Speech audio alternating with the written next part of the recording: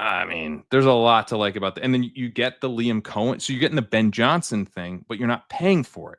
Yeah. The Liam Cohen effect is not priced in because he said Duval really weird. So you get everything with the Jags, and you get the bringbacks that are super fun, that are also hard to do with their quarterback. Honestly, I think if we're just most fun, I think the Jags are probably number one.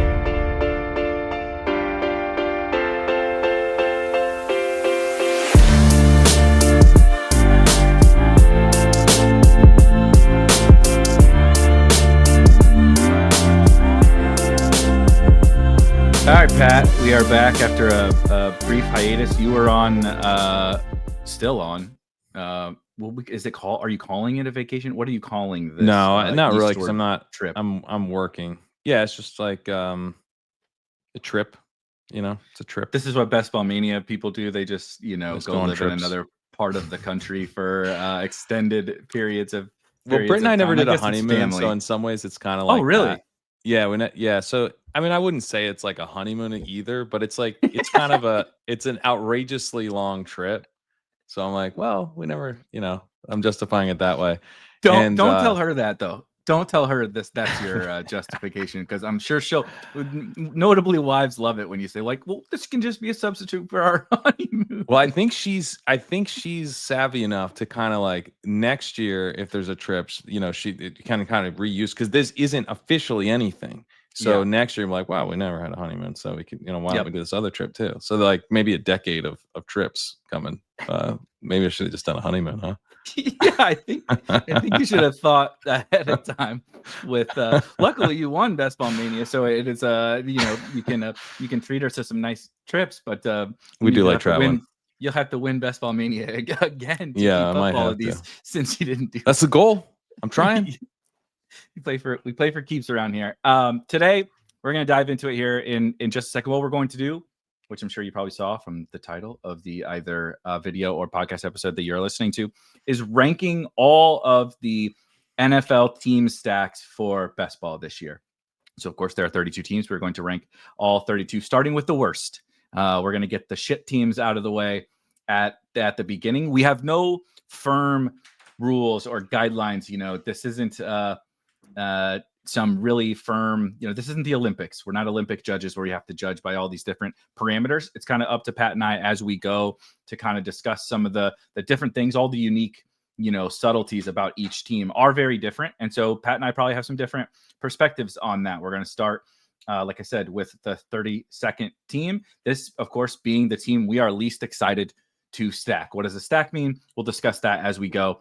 But I'll share my screen super quick for the video, folks, and we can dive into it. I'm going to give you the first kind of nomination for the worst team stack in 2025.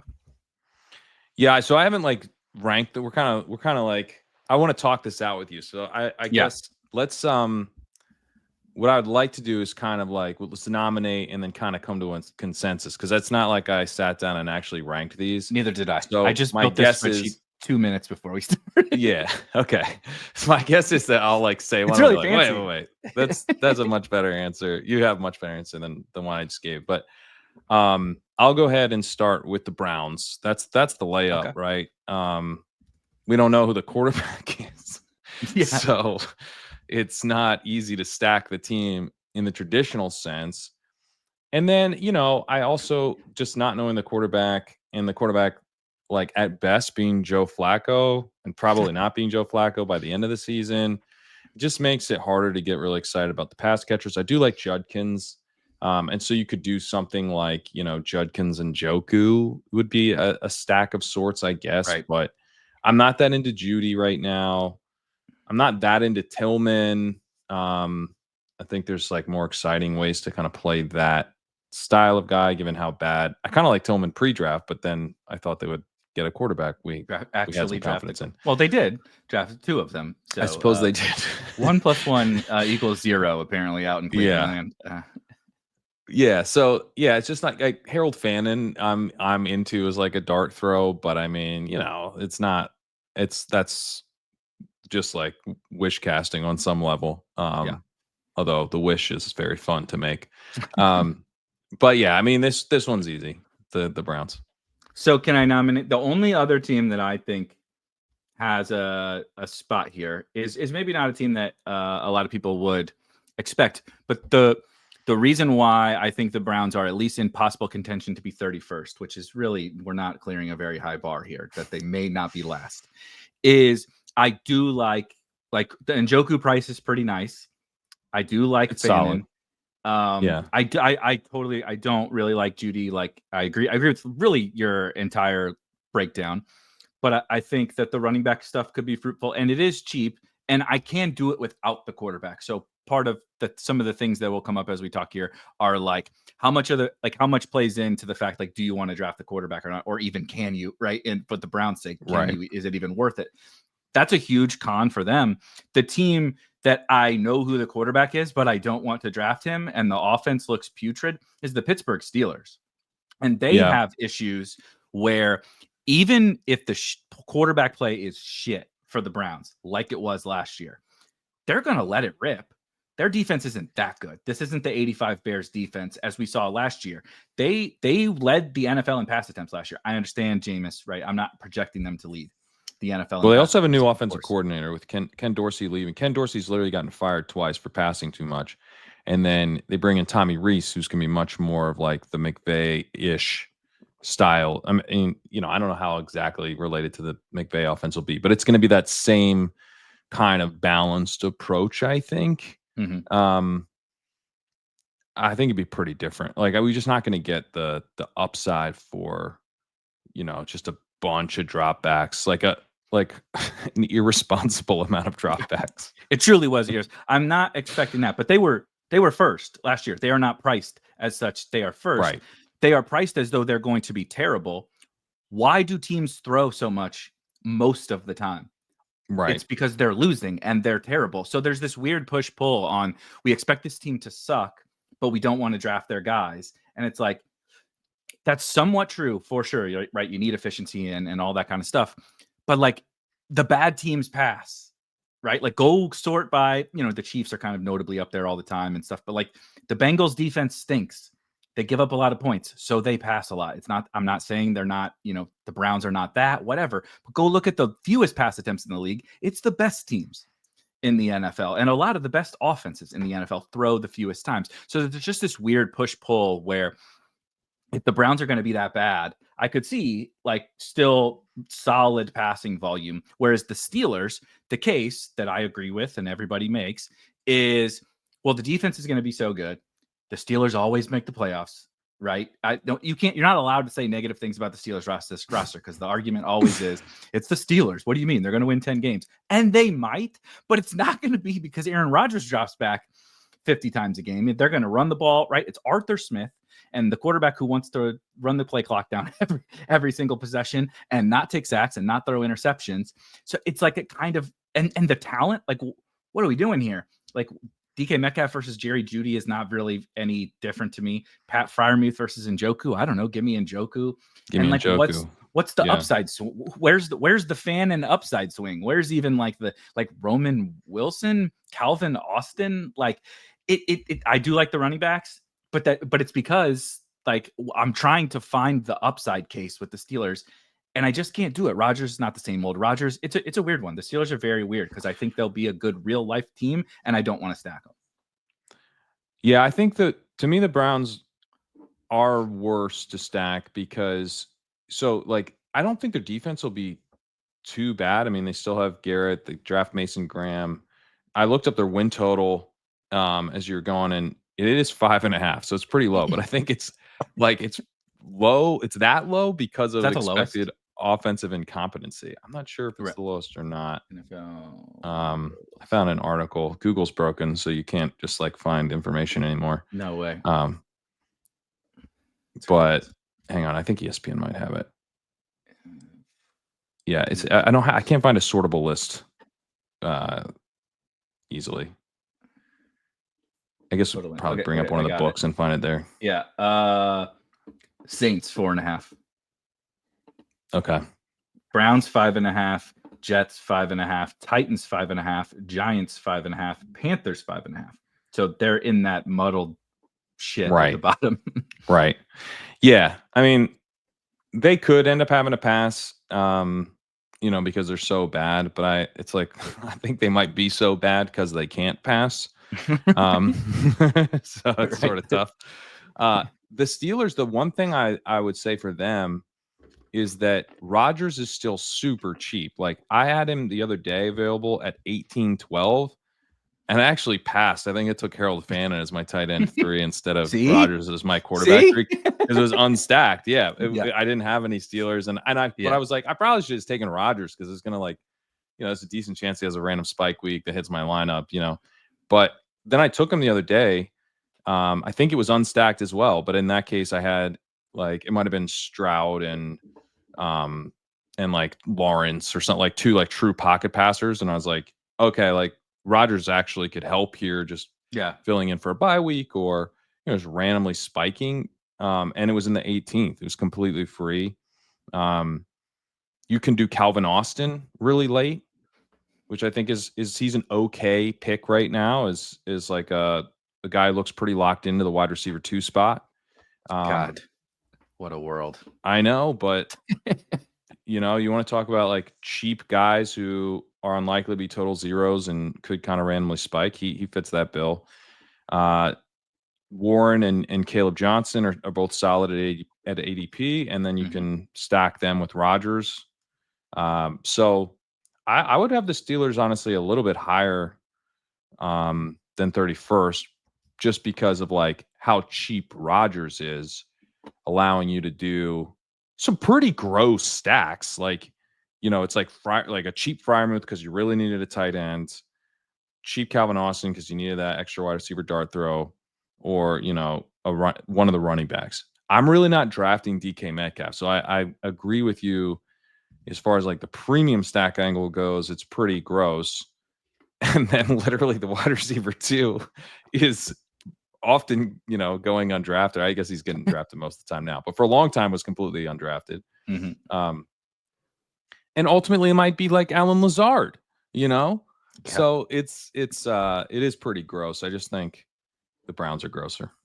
So who would be in contention then if we moved the Steelers up a notch or two? Because the Steelers being cheap is definitely a perk, and I can concede better than the Cleveland Browns because I actually know who the quarterback is. Also, they didn't draft my favorite like upside swing isn't at the same position as their best fucking player on offense. That is it's not a big deal, but it is a like Fannin and Njoku both being tight ends is a little annoying. Yeah, right? it's annoying. Yeah. But so who would you even The Saints. Put the Saints? See, that this is an interesting one.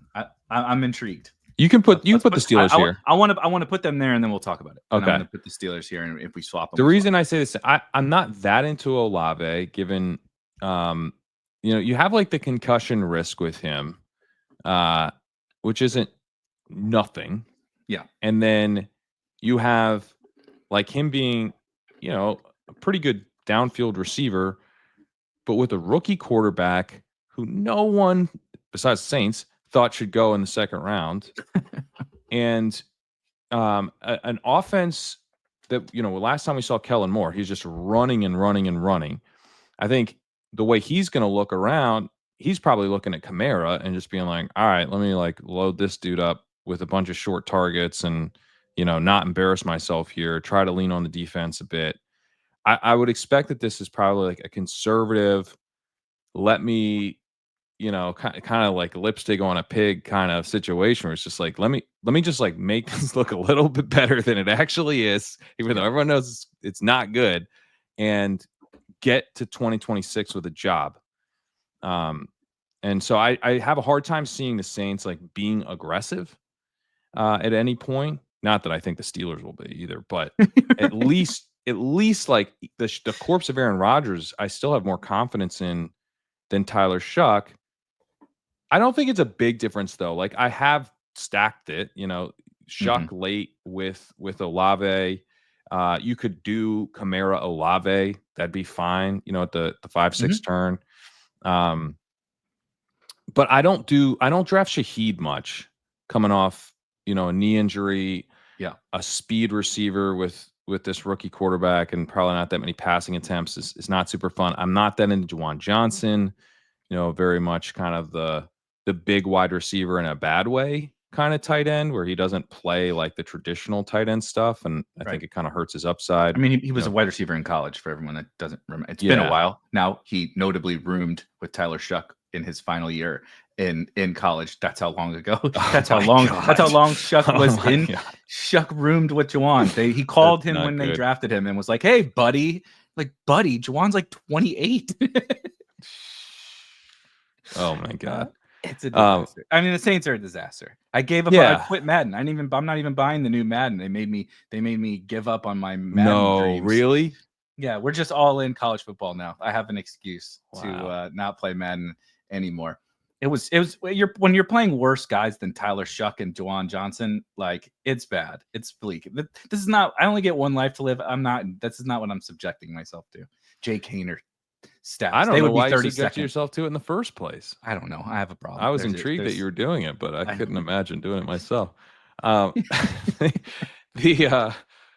I mean, it's just like the rookie quarterback element, I think, for me. But I don't feel strongly that they're worse than the Steelers. It's more about, I guess the tiebreaker for me would be, I don't think it's that crazy that Shuck gets benched, or that it's actually like a Rattler Shuck committee this year, and that makes the stack a little bit harder to swallow compared to going with the Steelers, where it should be Rodgers all season. I mean, I wouldn't rule it out, I guess, that they go to Rudolph and Rodgers is just like, kind of personality breakdown, can't mesh with Smith, but Smith might lose that war. I'm not sure Arthur Smith wants to fight that. I don't know if he wants that battle. I think he might, being the man between Mike Tomlin and Aaron Rodgers sounds, on a Steelers team that is just so desperate for quarterback play. It's dangerous. Sounds like a terrible spot to be in, but Arthur Smith put himself there, quite frankly. So it is what it is. Where I would maybe go to bat for the Saints is actually somewhat like is also the Bear case, which is, I mean, I don't think Tyler Shuck is good. I can't believe he's going to be the starting quarterback for them. I can't believe he's going to be starting quarterback for anyone at all. Period. Like, I don't know what is the functional difference between him and all these other guys that, even Shador, right? Dylan Gabriel, whatever, like all these slappies. Like, I don't understand what makes him different. But anyway, that's my that's my assessment, right? As a keyboard scout who talks about fantasy football. But he is a rookie. There is a certain level of, oh man, the pro scouts that really liked him were right.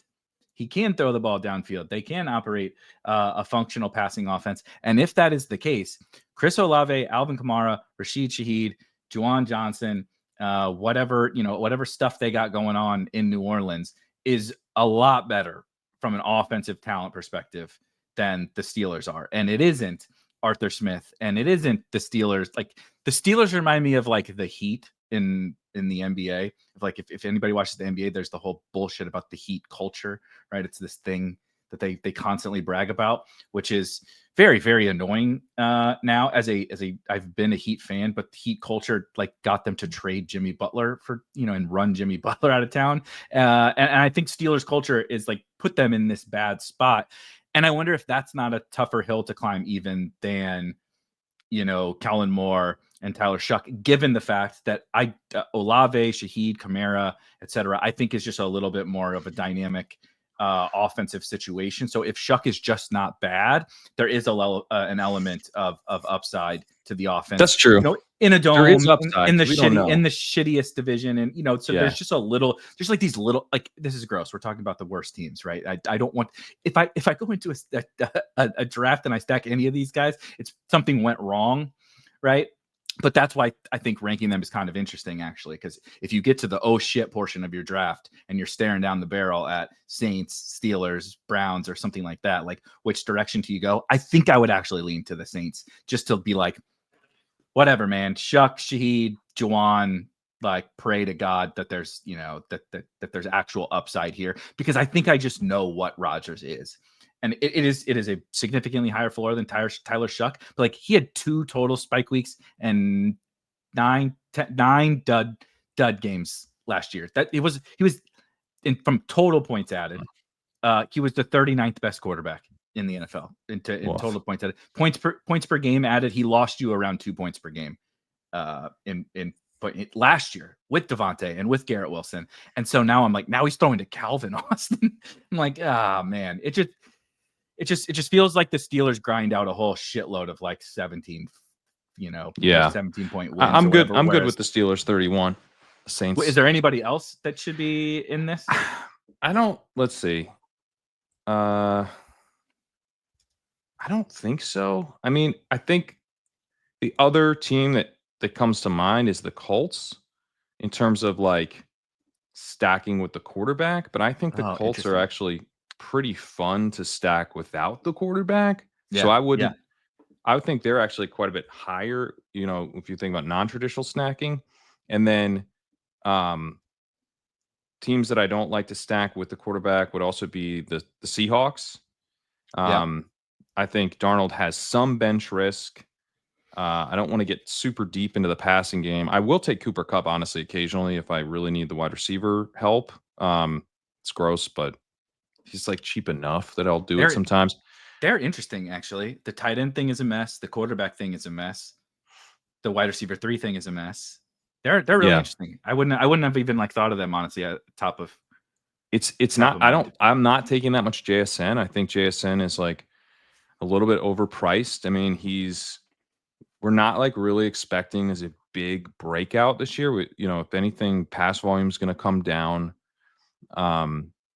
It's kind of like, I think we're drafting JSN because it's like he was this young, promising player who delivered on that promise to a decent extent last year, but he wasn't like awesome, in the efficiency or whatever. He was good, and he passed DK Metcalf, which is impressive. And then now DK Metcalf's gone, but I think they're going to be asking him to do more in terms of playing outside. There was a report he's going to be on the outside a bit more. You have to sign Cooper Kupp. You can't. You have to, right? You can't ask Cooper Kupp to play outside the whole time. There is upside. That's like, he was ready. He was ready to be a true number 1 outside receiver.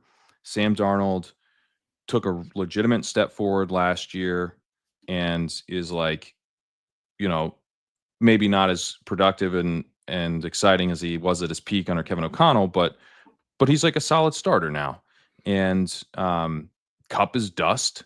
And so you have, but like maybe enough to like keep defenses like a tiny bit honest. And then like Marcus Valdes-Scantling and then maybe Torrey Horton down the stretch are stretching defense, just running go routes, but like effectively enough to open up some space. Wait, Jake Bobo's not playing the field stretcher role in this 5 flat. Maybe even Bobo. Maybe even Bobo. And they're doing a lot of play action and JSN's a species. So I can see it, but I'm like, I'm doing a lot of like and then with like a 3rd round pick. So I don't know. I don't. It's not that I hate JSN. I will take him, but I think he's like just a bit. Because I'm honestly like, why don't I just take Breece Hall? Why am I taking like Breece Hall is like way better in his competition, is on a run heavy team and is like a really good pass catching back. And the number 2 pass catching option is honestly probably Josh Reynolds or a rookie tight end. So I think it's actually Breece Hall. So anyway, that's kind of where I'm at on JSN. I'm just like, I'm having a hard time mustering that much excitement about him, which then obviously makes it harder to stack the Seahawks, because I don't really want to take Cooper Kupp unless I'm in kind of a bind at receiver. And then Kenneth Walker with this injury, I'm a little bit less excited about him. Charbonnet, you have to pay for the upside. Yeah. I mean, there's upside, but you're really paying for it. And then there's you're paying no because we know we're paying for Charbs because we know what it is, right? We know what the deal is. We know we're getting ours. It's like the old days of Tony Pollard. It's like, I know if Ken Walker ain't there, I'm getting a really, really valuable running back here. But does that make the Seahawks like anything better than like the 29th best team to stack? And again, it doesn't have to be just quarterback, right? The quarterback thing is a factor, like you said, but the Colts are not near the. I mean, I don't know where they'll rank. We'll get to it, but the Colts are not in the conversation down here with me because of a lot of the things you said. Like, I'm very interested in the Colts, even if I may not be drafting the quarterback. We talked about this a couple of years ago, or the last 2 years. I was drafting Sam Howell And you were like, well, I'm going to do the Washington thing, but just not do Sam Howell. And last year I was like, I don't know that I really want to do Drake May, but I see your bull case for why Drake May can elevate this offense. I can just, just give me Hunter Henry and give me Polk and give me whatever. Wow. And yeah, obviously that did. I meant Kayshon Mine Boutte. didn't work either. I meant Kayshon Boutte, obviously, was what I was really talking. Or Austin Hooper is what I should have done. Yeah, but it like do some of these do the Jets, who you mentioned. The Jets are like, okay, I think Fields seems fine. I really like Brees. Garrett Wilson is fine. Fancy JSN. He'd like fine, sure. Yeah. And then Mason Taylor is just like, I can't really stomach the click. But again, it's a cheap rookie tight end. Sure, go cheap. For it. But there's not very many guys you actually want to draft on the Jets. So how does that play? Right? How does that? And then I want to toss one more team in the ring, because I kind of think there's a cutoff after these. Is the other New York team, and that's the Giants, where I love Malik Neighbors. We can talk about the running backs or whatever, but they also like. I don't feel like about Jackson Dart like I felt about Drake May. Like, am I really going to take Jackson Dart, waiting to see how like 6 weeks of Jackson Dart, is that worth a roster spot? I don't know. Maybe it is, but I don't want to take Russ. And there's a bunch of oatmeal on that offense to me. Like, they're fine, but like, how do the New York teams versus the Seahawks stuff all come together? For me, the Giants. I like the Jets better in the sense that if I have Wilson and I'm kind of in the range for Fields, I'm like, sweet. Yeah, that's nice. And I feel the same way about Brees. I'm happy to get Fields with one of those two pieces, and I like both pieces. Yep. I like Wilson, don't love him, and I'm really into Brees. So I'm going to be overweight the combo of the two, and then if Fields is there, I'm not like, oh, should I take? I'm like, oh, cool. I'm not going to prioritize the stack with Fields, but I will take him, and pretty happily. With the Giants, I don't take Dart a ton because I think it could be a little while until we see him. I'm not sure like how much upside there is. There's definitely some. Mm-hmm. But I like if I have neighbors, and I mean, first of all, we talk about stacking, but like game stacking, that game is pretty fun. Extremely fun. Yeah. Very, so you can do, Bowers and neighbors. You can, Myers, I think is pretty solid, although usually you wouldn't have him on the same side of the board with neighbors. Besh is now like free falling. So I'm willing to take him now.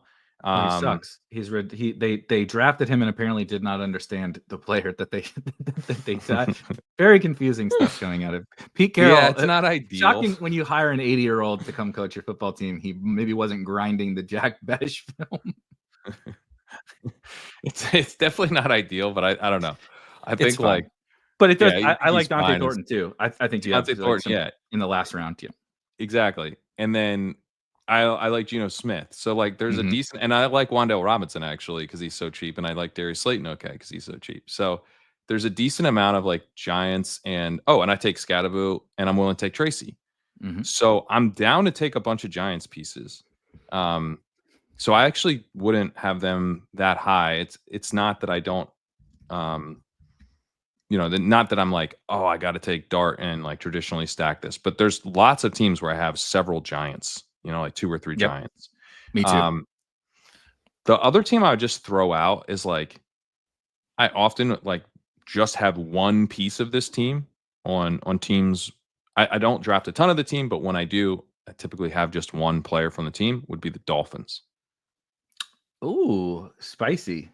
I don't tend to stack the Dolphins, right? I'm willing to take Tyreek. I don't draft a ton of Achane right now. Bowers is falling, and I'm just like, what's up with the Bowers fall? Why does Bowers keep falling? What happened? Nothing happened. I don't know. I'm not asking questions. I'm just taking a bunch of Bowers. Like so much Bowers. I literally the other day I got 5 straight starts from the front half of the board, and I was like losing my mind because I just like I'm doing these drafts to get Bowers. Like I don't care. Like Jamar Chase, not interested. I'm here for Bowers. And then like I had a couple where I was like, I like Justin Jefferson from the 103 and almost got Bowers to come back. And then, one pick ahead, he goes, but then when you start out of the 7 and you get Puka and then you can just get Bowers. Oh my God. What are we doing? Insane. I know. It's like you get Puka and then you get Puka again. Yeah, it's right, beautiful. Right. Yeah, it's absolutely crazy. It reminds me of a team I imagine will have much higher. And the Raiders are obviously have not been put in this conversation yet. But I'm genuinely curious if the market thought Dobbins came back to the Chargers because Hampton is fault, right? So I understand Harvey. I understand Harvey falling, right? I understand like Mixon. I understand those guys falling. I'm not saying this is not whether I agree or not, but I understand that's how the market works. But Amari and Hampton is also falling. And I'm like, make this make sense. Dobbins left, right? I think all the rookies are falling is what it is. So it's just people hate the rookies? Hunter's falling a little bit. Because that was what just happened was a good thing for Amari. I know. Amari and really Hampton. good. And Najee's not moving. Right, Najee is just staying in the Najee zone, and whatever. The Najee's just going to live in that zone, and it's like someone make this make sense. Like nothing good has happened for Jalen Waddle. He's screaming up past all these guys, and like I can't figure out what's going on. Bowers, Hampton, these random falls that are happening all the time. It's bizarre. Yeah, I don't know.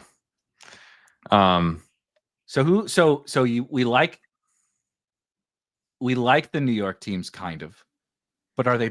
Is there anybody else better than or worse than these New York teams to discuss? Other than the Dolphins? I don't know if I can get behind the Dolphins, though. I understand what you're saying.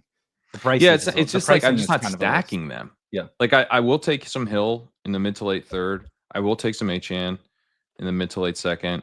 But I'm not taking Waddle. Yeah. I'm not taking Waddle like at all. He's up to the fifth now. Like not easy. He's like closer to the 4 or 5 turn than 6th round now. What's the thesis of the play? Like, wouldn't last year have been the year? Like Tyreek Hill drops off more than like any receiver in history, and Waddle just also gets worse. Is that not a major red flag? Yeah, I don't know. They built the plane out of Jonnu and Achane checkdowns when they needed help more than they've ever needed it. Waddle wasn't there. Hill's not getting traded. No. Hill's there. He's fine. Like I don't know. I mean, it's not also still very fast. Did you watch the Tyreek? He's still very fast. Very fast. I mean, it's not like there's a 0% chance he pays off, but it's just I just don't understand why we're paying 5th round prices for this dude. Yeah, it's interesting. I think the pricing at first glance feels cheap. Like if you just came in, did your first draft today, but you played the last couple of years, you're like, damn, Dolphins are nice and cheap now. But then once you do some drafts and you like look at everything and you look at the Dolphins last year and you're like, boy, that's rich for Waddle and Jonnu, and Achane is fine. I do like the swing on Tyreek. But the Tyreek problem is like I could see if he's Tyreek, right? It's like if he's CMC, this is a smash. If he's Tyreek, this is a smash. But there's a very good chance he's not, right? Right. Or right. The line's so bad too is whatever. There's just a lot of risk. So maybe they're a lot lower than I would have honestly. I mean, the one thing, the counter to me would be the Tua is really cheap. Yeah. He's cheaper than he should be if he's healthy, but I think the upside just might not be the full blown ups. The 2 years ago upside case is like, we shouldn't latch only on to last year, right? If they're 2 years ago Dolphins and you put them in the bottom 5 of your top stacks, you see, this is going to be a big L taken. To me, it would be Seattle would be my ultimate pick here. So let's do Seattle 29. Oh, we did do Seattle 29. Let's keep Seattle 29. New York teams. Tennessee's in the mix for sure. I was taking a good amount of Cam Ward. I've kind of cooled on it a bit. Yeah. I think it's because Ridley's moved up. Ridley used to be at the 6-7 turn. This is one of my calls from the pre-draft stuff where I was like, Ridley's gonna be a 5th round pick, and it makes no sense, but it's happening. Because for some reason people aren't willing to just take the tiniest leap of faith that Cam Ward's the number 1 overall pick, and Ridley will have a big quarterback upgrade. And then, like, sure enough, he's like an early 5th round pick. It's crazy. He literally flipped up a turn. He went from 6-7 to like 4-5. Yep. So that makes him harder to draft. Well, he's the when you draft I shouldn't even just say early running backs. If you go through the data, like we have it on Spike, or you can just use it in Draft IQ. You can just look at your own drafts, right? Like you can go to the opponent draft board, and it's nuts. These archetypes of wide receivers: Ridley, Metcalf, Sutton, Judy, Jacoby Myers, right? All of those dudes. You notice they all align on one side of the board. And it's with where the guy, right? The guy who goes Saquon, Bucky, Trey McBride. It's like, well, I need some wide receiver production. And they always take this kind of a guy. Yeah. So Ridley gets pulled up in front of, right? No, those guys aren't taking Travis Hunter. Those guys aren't taking, those guys aren't taking. Yeah, it's like Sutton. They're taking Sutton might be gone. Yeah, right. But kind of everyone is like at least okay with Sutton. The Ridley thing has gotten to the point where it's a push pull, and it's the RB bros. I think really they just love that archetype of a player, so it moves up to match, right? If you draft Saquon or you draft Bijan or totally. Whatever.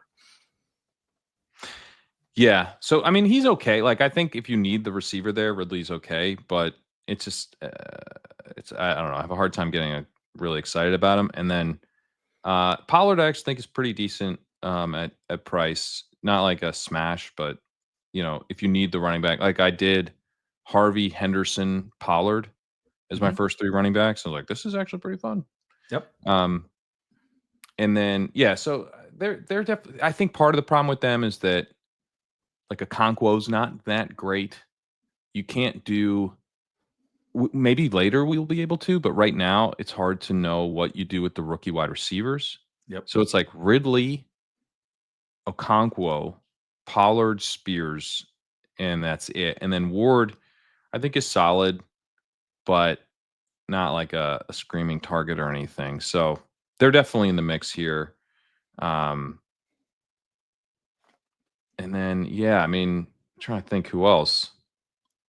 The rookie wide receiver thing, if we did this in August, it's possible they were higher, because I think if you have late round Io Manor, DK, Chimeri DK, which hilariously was their first wide receiver they drafted in this draft. Right. And I understand why he goes after Io Manor, but I'm just saying it's funny, and some people like the Restrepo stuff, and I get, and maybe Restrepo will be a thing in August, but forgive me if I'm not biting into an undrafted free agent who ran 4.8 just because he played college with Cam Ward. But any one or two of those guys could be a thing and be like a legit, really good late round pick that we like later. And I think that is a feather in the cap of the Titans, like the backstack portion of it. They are definitely another one of these oh shit stacks. But generally the oh shit stacks are cheap for a reason, right? So they should probably rank lower. Whereas I think I just like straight up like some of the Giants and like some of the Jets. Yeah. And I don't think I ever click a Titan. The running backs, I guess, but I don't the ever running click backs, a Titan. But even then, I'm like, but even the running backs are like, this serves a purpose. It's right. not it's like a purpose. Oh, come on, don't snipe me on Pollard. If I lose Pollard, I'm like, well, let's take DeAndre Swift or Aaron Jones or who's the next. It's just like I don't care. Yeah, that's a good point. Let's do. My vote is Tennessee at 28. Actually, okay. Now that we've done it. I think that's right. Let me throw out another one that's kind of in this mix. It probably isn't 27, but I think we're in the range of where we should discuss. It's getting another team kind of like the faster than I thought it was going to, by the way. Another team that's kind of like the Dolphins, and then I'm like, I only kind of tend to have like one of these players would be the Falcons. You don't get Bijan and London together a lot. I don't take Mooney very much. I don't want to take Pitts really. Mm-hmm. I'm writing up a couple years ago. I did an article on tight end dart throws and looked at play action route participation, and then I created a metric called PAPR, play action participation rate, that just divides your play action route participation by your overall route participation. And actually, the cover boy of that article was Jake Ferguson when he was, potentially going to be the starter, but we weren't sure with Dalton Schultz leaving. It was that Schultz. Oh yeah, Schultz took Jarwin's job, and then Ferguson stepped in. Was that what the order? Ferguson stepped in, and he had been really heavily deployed on play action, and tight ends get a lot more of their targets, receptions, yards, and touchdowns on play action, which is like kind of, it makes sense. Like, you know, they're Mhm. faking a run, then you get more of the rollout stuff, like the tight, like we all can picture the plays. The Like person that would be covering the tight end is the one who falls for the play action, or exactly not even falls for, but is being play missteps or actioned. yeah, exactly. So, and it's also a spot where you do tend to see more 12 personnel. Like you're gonna run out of 12, you're gonna play action out of 12. So there's Yeah. more opportunities for tight ends to be on the field as well. Kyle Pitts had Oh, no. a paper of like 0.77, 0.79, which is kind of like, that's not great, but it's not bad. It was like that's like a little bit above where Freiermuth was last year, way above like where Evan Ingram was last year. He was like 0.66. So Pitts was kind of in a zone where you're like, this is a red flag, but not devastating. The lowest last year among tight ends with 100 routes and 60% route participation. The second lowest was Jonnu Smith, who had a mark of 0.6 in this metric. The lowest was Kyle Pitts, who was at 0.24. He had 2.4. He had like a normal route participation last year in the 70. It's like 75%ish. I think it was 77, something like that. And he was on play action dropbacks. He participated on 18% of the routes.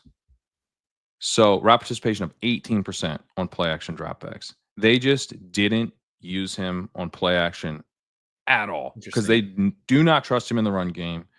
Right. He had a horrendous run blocking grade 2 years ago. It was bad last year too. They used Charlie Warner for this stuff now. It's like new regime, and they're like, yeah, you're never, anytime we even think about running the ball, you're not on the field. It's not good. He's so cheap that I actually did take him the other day. I'm like, well, I need a tight end, and all the tight ends are going, and better take Pitts before it's like Theo Johnson tight end 1 season. So I went ahead and, and grabbed him in that situation. But largely, I'm just like, I think it's like getting worse for Pitts. He's becoming more of like a true big receiver, except he isn't a receiver. So he's just starting to become. He's like a sacrificial X tight end. That's where he's headed. That is fucking bleak. Happy weekend to me now. All the dollars I've wasted He's the on Alec Pitts, Pierce of tight ends. Yeah, exactly. Welcome to the Justin fucking Watson of tight ends that you drafted at the 2-3 turn 4 years ago or whatever. Yeah, it's not good. Pete and I made the top 10 of Best Ball Mania with I think it's either 2-3 turn or 4-5 turn Kyle Pitts that 1 year. We should we deserve a real size cactus for that fucking accomplishment. I know. Kyle Pitts equals Jalen Guyton, but tight end. That's a genuinely good comp, by the way.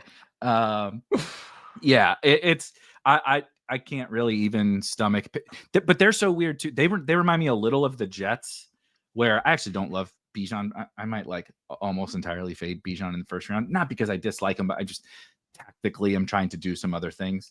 It's kind of like, I am too. It's like your least favorite child. Like I love Bijan, but it's like, I love Puka more.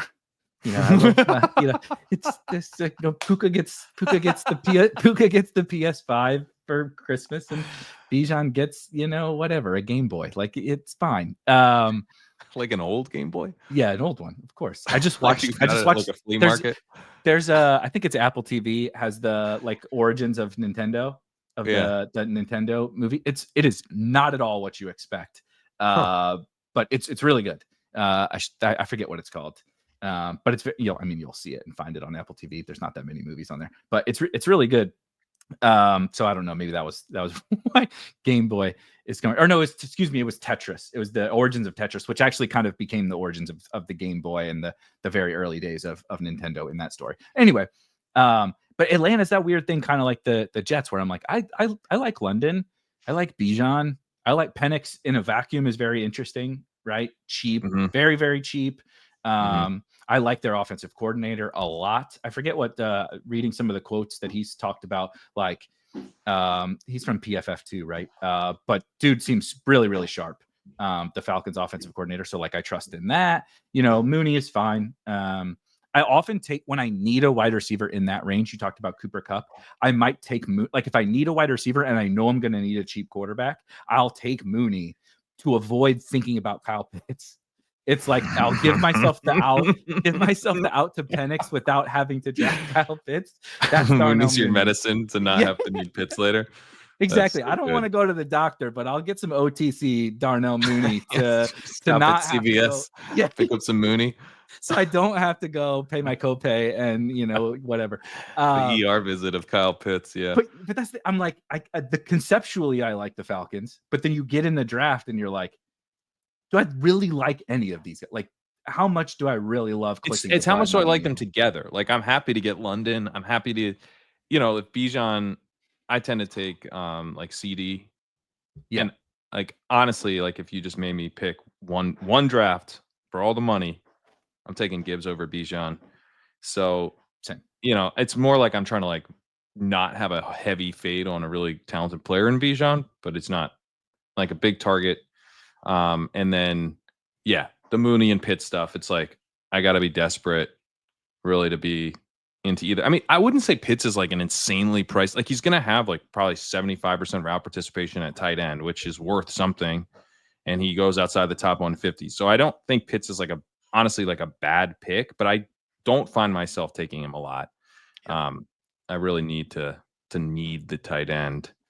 And then you can't get that deep into it because Ray McLeod, right, is kind of your Calvin Austin type of like, oh God, I guess I'll just take this receiver. But he might not even be there was a report that Hodge, baby. Yeah. Kadero so that's Hodge off the menu entirely. Yep.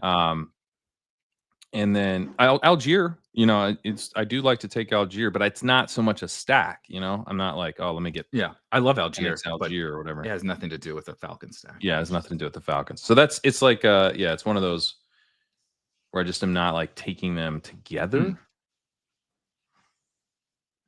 This is so interesting. How would you rank them against the Giants, where we might like the pieces at cost a little bit better, but I straight up like Penix. Like pick 145 or whatever, second year, top 10, top whatever he went in the NFL draft. Good situation, shit ass defense. They're gonna throw. I'm cool with him. How would you rank them against the New York teams, where like the Giants we have maybe more pieces we like, the Jets we have very few pieces we like, but the offense is maybe not like, is the Justin Fields like offense going to go set the world on fire? Probably not. This is also where we should probably start talking about the Colts, where it's like, I do like Josh Downs a lot. I like Michael Pittman a lot, at least at cost. I much prefer Downs, but he's rising. Pittman's rising too, but he's like, when I don't get Downs, I'm often like, fine, I'll take Pittman. Because I like need that wide receiver 4, wide receiver 5. I like Taylor okay. He's a bit of a fade, but not like a mega fade. I like DJ Giddens a lot. I had to like scour the whole of the internet to find anything about a Colts skill position player, but I think SI had some coverage, and it seems like Giddens is in the mix. Like you could find a lot of articles about Irsay. I'm yeah, sure. No, it was all. I think the Athletics former Colts beat, who was really good, is now like a national guy. So we're like losing beats on the Colts. It looks like it's just like, honestly, like about 10 days ago, I could not find a thing from Colts. I'm like, can anything, like just anything at all? Like, are they practicing? Right? Like, did they have mini camp? So I know every pass thrown at Browns camp by every quarterback, the completion percentage, everything, right? And I don't know if the Colts are playing football. Yeah. And I'm not taking a ton of Warren. He seems like a little bit expensive to me, just given, decent target competition. I do take a lot of AD Mitchell. I like him a lot. Really cheap, secondary, second year breakout type of play. Pierce I'll mix in if he falls. I don't like taking him, but it's like if he falls like a couple rounds, I'll be like, I'll get a share or two. Yep. So I take a lot of the Colts, but then I'm not prioritizing stacking up Daniel Jones because I think he could lose that job over the course of the year. But then Richardson with the shoulder thing, I was reading one of the injury doctors was saying he was like a re-aggravation, pretty big. Like this is a serious concern for the entire season now. So he's like really tough to take now too. So yeah, I would say they're very similar to the Giants. Where I'm like, I like taking the Giants, and I will take multiple Giants. But I guess this is like a conversation of like, what do we want to prioritize? Yeah, what do we? How we're ranking these? Like, do you want to do the traditional stacks, or do you want to like say like, oh, stacking, 2 or 3 skill position players? How I think we should think about it is when we're not like what we think it's supposed to be in this list. When you're in a draft, what excites you more? What are you more like looking for? Right? When you if you take JT, or maybe the expensive guy's not the right. That you take Josh Downs. Are you more excited to add on Pittman, Warren, AD Mitchell, right, Giddens, whatever? Are you more excited to add, even setting aside the quarterback thing, or right? Are you more excited to be like, no, I'm paying the premium for Justin Fields, Garrett Wilson, and that, like, I would rather have that than deal with the Colts stuff? Because I kind of think the Colts stuff is more appealing to me than me like too.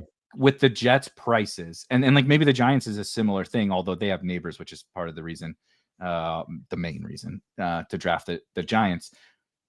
But the Colts thing is kind of fascinating because it's really cheap outside of Jonathan Taylor. And like, what if it is? Like, what if Daniel Jones is fine? He's been fine before in the past. That doesn't mean much. But I'm just saying he's navigated a playoff win as a quarterback with worse weapons than this, right? He had Saquon and a bunch of dog shit at wide receiver and won a playoff game. So, like, will he recapture that?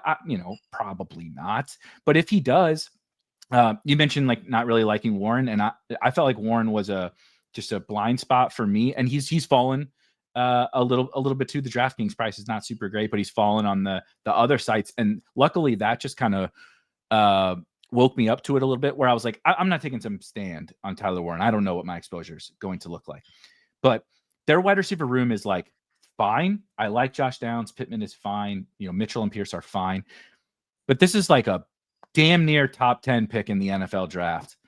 And like, just like set that aside and like going in the 130s. And like, if I don't have like some exposure to that, like I would feel really foolish if we look back and we're like, yeah, dude, this dude's like better than Sam Laporta. And you just fucking didn't take him. Yeah. I wish I got him around cheaper.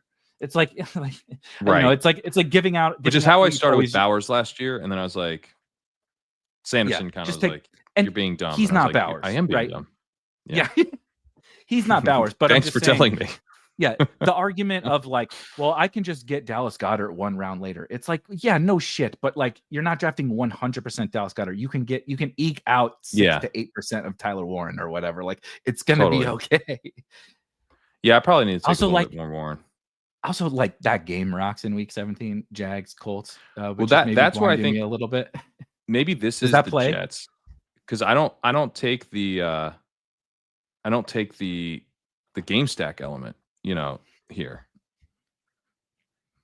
Is that the tiebreaker? That's actually that's genuinely awesome. That's how we draft. It's the type, like, right. We love our week 17 correlation, but you don't take some slapdick over a good pick just because they're correlated. So maybe it's the tiebreaker here. The Jets have the shittiest.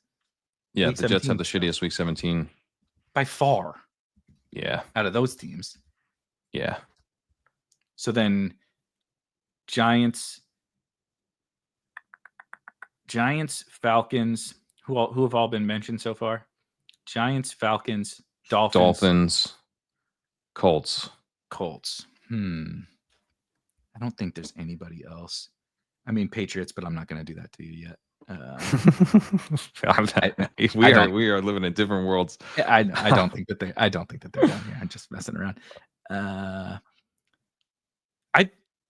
I don't think they're in this. They're definitely not in this bucket because the upside is too good. But we're going to get to the Bears, and they're going to be a fun one because just price wise and everything. I think it's these. I think it's Colts. It's probably Giants next. Giants, and then I feel pretty good about Giants and then Colts, I think. unless you Giants like the and Colts. Unless you like the Colts better than Falcons, Dolphins, that kind of stuff. I do. Yeah, I like the Colts more than them, but it's without the quarterback primarily. Right. But it's also like we could put the Colts because it's some, I just like those pieces individually. It's not like, now that I have the Colts, I gotta get more Colts. I end up with a decent amount of Colts because I like the Colts, like the prices, but prices are also moving up a little bit, so they're like the most fun 25th best stack of all time. Yeah, I think the Colts are. I'd probably say the Dolphins or the Falcons next. Just not excited to like do it as a stack. I'm trying to see if there's anybody else that's even. I think we're like about to hit like a tier a tier break of these offenses. I think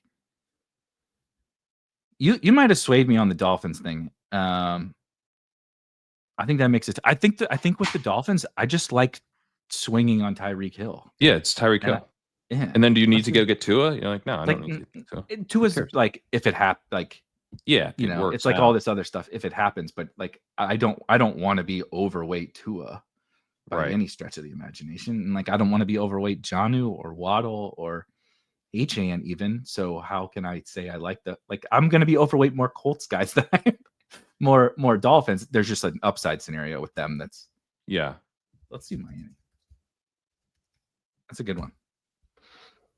The poor Dolphins fans. And then for me, it'd probably be Falcons. Another team that's kind of in this mix at this point is the Rams, where you get Puka, and then it's like, do I want Adams? Maybe, I've done that for sure. But it's like, even if I do that, you get through the draft and you're like, all right, I have the Rams' top 2 receivers. Should I take Stafford? Yeah, we'll see. Stafford is a break glass in case of emergency. You're never like never a priority.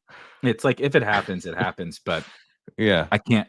He's like if we're gonna shit on Aaron Rodgers, or I am gonna shit on Aaron Rodgers, like what fantasy value does Matthew Stafford have other than like I guess on DraftKings we can make a case, right? He throws for 303 or something in a meaningful game, sure. But if we're just dreaming up the 303 thing, like technically, like Daniel Jones can do that. Like I'm not saying he's as likely. I'm just saying those arguments are often difficult to like sink your teeth into because it's just like, sure, yes, he can have the big game. Like he doesn't run at the goal line. He's old. He's brittle. I love Puka and I like Devontae. I don't really take any. I like Jarquez Hunter. I like Jarquez Hunter too. Yeah. But that's about it. They fucked us with the tight end thing. Rams tight ends have been like fantasy gold mines for years in best ball for like super cheap. And now we got the I thought I wore my Spider-Man shirt. We got the goddamn old Tyler Higbee and young Tyler Higbee in the fucking Rams tight end room. Totally. Yeah. They're just not that fun to stack. I mean, the double stack's expensive, so you're like, do I want to do that? I would rather stack the Falcons. Than the Rams, I think, as we talk this through. Okay. Yeah, I'm down. Like, as much as we hate on Pitts, like I could squint and Darnell Mooney, right? Like I just said, I take Darnell Mooney, like 2nd round London and 9th round Darnell Mooney and pick 145 or whatever, Michael Penix. Like that's fine. I'm totally fine with that. But like round 2, round 3, and then pick 140 Matthew Stafford. Yeah. No, I'm with you. We can definitely say let's do Rams. Can I toss another team out there that is going to come up here probably pretty shortly that I don't know where they fit here, but I know I don't stack them very often. The Green Bay Packers. I actually what are you doing with the Green Bay Packers? That's a team I stack, which I think tells you we're getting to a little bit of a tier break here where like the Falcons you stack, I don't stack as much. I do stack the Packers. I stack the Packers because I like Jaden Reed. I also am willing to take Josh Jacobs in the 3rd. So, and then Reed's, Reed kind of goes all over the place, but I'm down to take Reed in the early 7th or the early to mid 7th and grab him with Jacobs. You can also, in certain spots on either side of the board, frankly, you can potentially get Reed and Golden. Yep. And then I take Dobbs. Dobbs is really, really Very cheap for a clear, I think, starting receiver. He's their X. It's like I kind of view him as like Michael Gallup back, when he was with the Cowboys, where it's like he's just gonna do that like before Gallup was cooked. Yeah. Totally cooked. Yeah. But he you could just count on him to run his routes. Like he's good point. It's kind of like Mike Williams-y or something, not as big, and Dobbs falls better, but it's also less explosive. He also complains a lot more about getting the ball. Yeah. So I don't know. I think Golden is more kind of the Christian Watson replacement. Reed's the slot. Wicks is nothing. So it's those three guys, and you get Dobbs at a huge discount to the other two. And I like Kraft is fine. Yeah, he's totally fine. There's like a little bit of rumblings about Musgrave. I'm not really sweating that. So yeah, and Love is pretty cheap. He's not like super cheap, but he's cheap enough. And then Marshawn Lloyd, I'm intrigued by. I keep waffling on whether or not he's actually a good pick right now, but I have taken him, and I'm kind of right now of like, let's get a little more info at the moment, but I'm down to get aggressive on Lloyd if we get that info. So I kind of like the Packers. They're not like a priority for me headed into drafts, but I fall into Packer stacks pretty easily. And then you also have the Ravens stuff on the other side. So that can be kind of fun. And I mean, that game now has Jair revenge season going on in there. I don't know if that's good or bad, but it is. It is, whether it's good or bad. It is.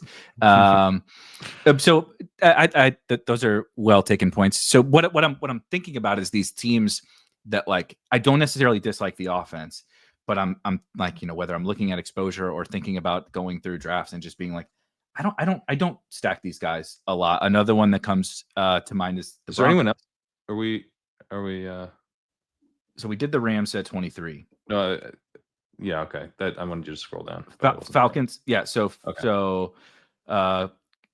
these all look okay. I gotta get rid of the Rams. Yeah, we're up to date. Yeah. But so the Falcons might be next. But that's what it would be for me.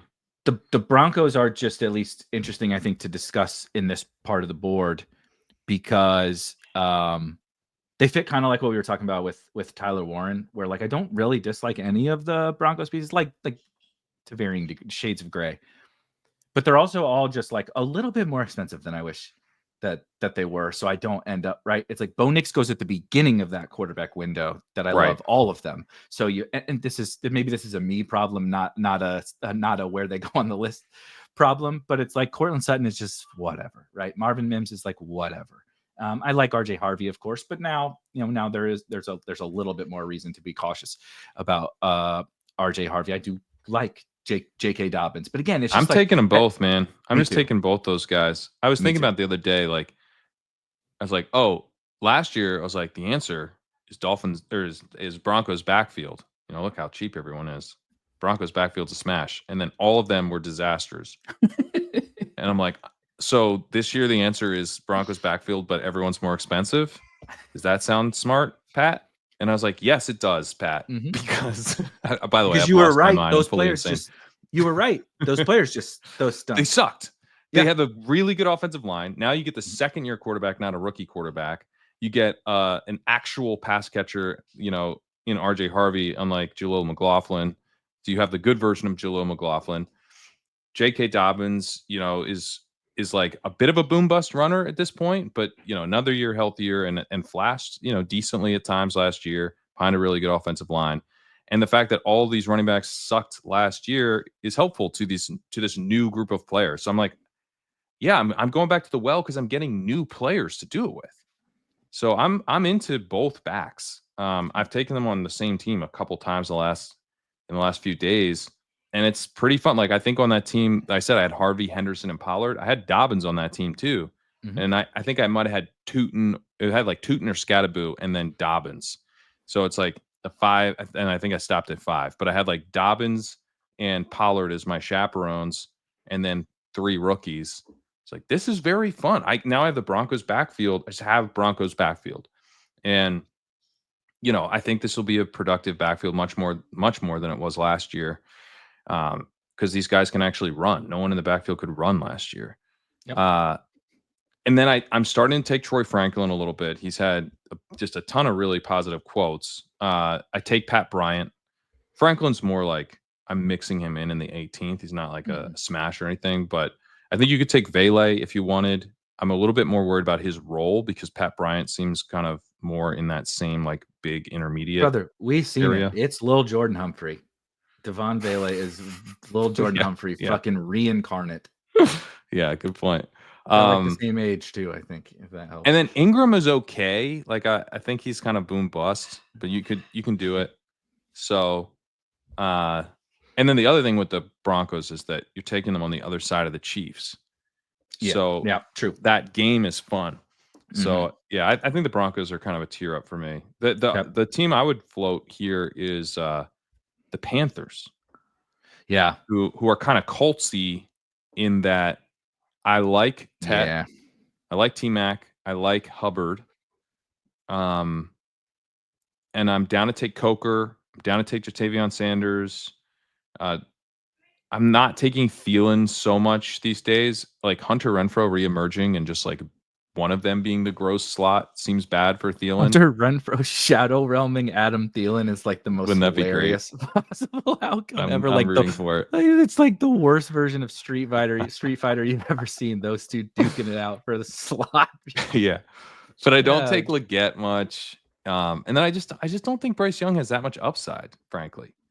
So they're you could honestly say they're worse stacked than the Falcons. I mean, they're in that mix. I kind of think that's right. I kind of think so. I do think like the when we start to get to the Rams Dolphins stuff, right? It's like cost, and I might like Bryce a little bit better than you, but I'm not trying to make myself a Bryce Young stan. Like I did not draft the dude a single time his rookie season. Like I'm not a Bryce fan. I think he showed a little bit down the stretch that has me like I'll have non-zero for sure. Bryce Young, and I really like T-Mac.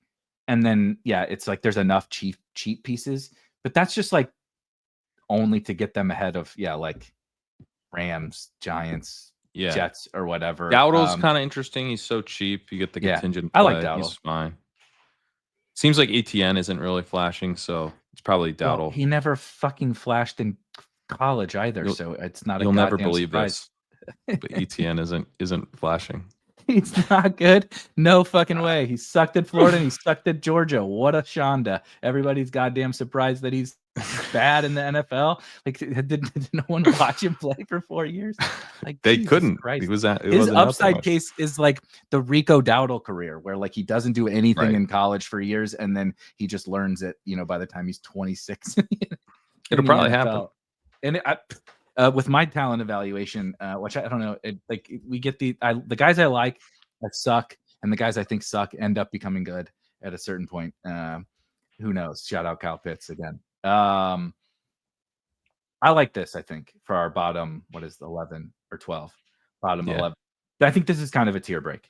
I think I feel comfortable saying that this is the tier break. Yeah, because everybody left, I think, is pretty fun to stack.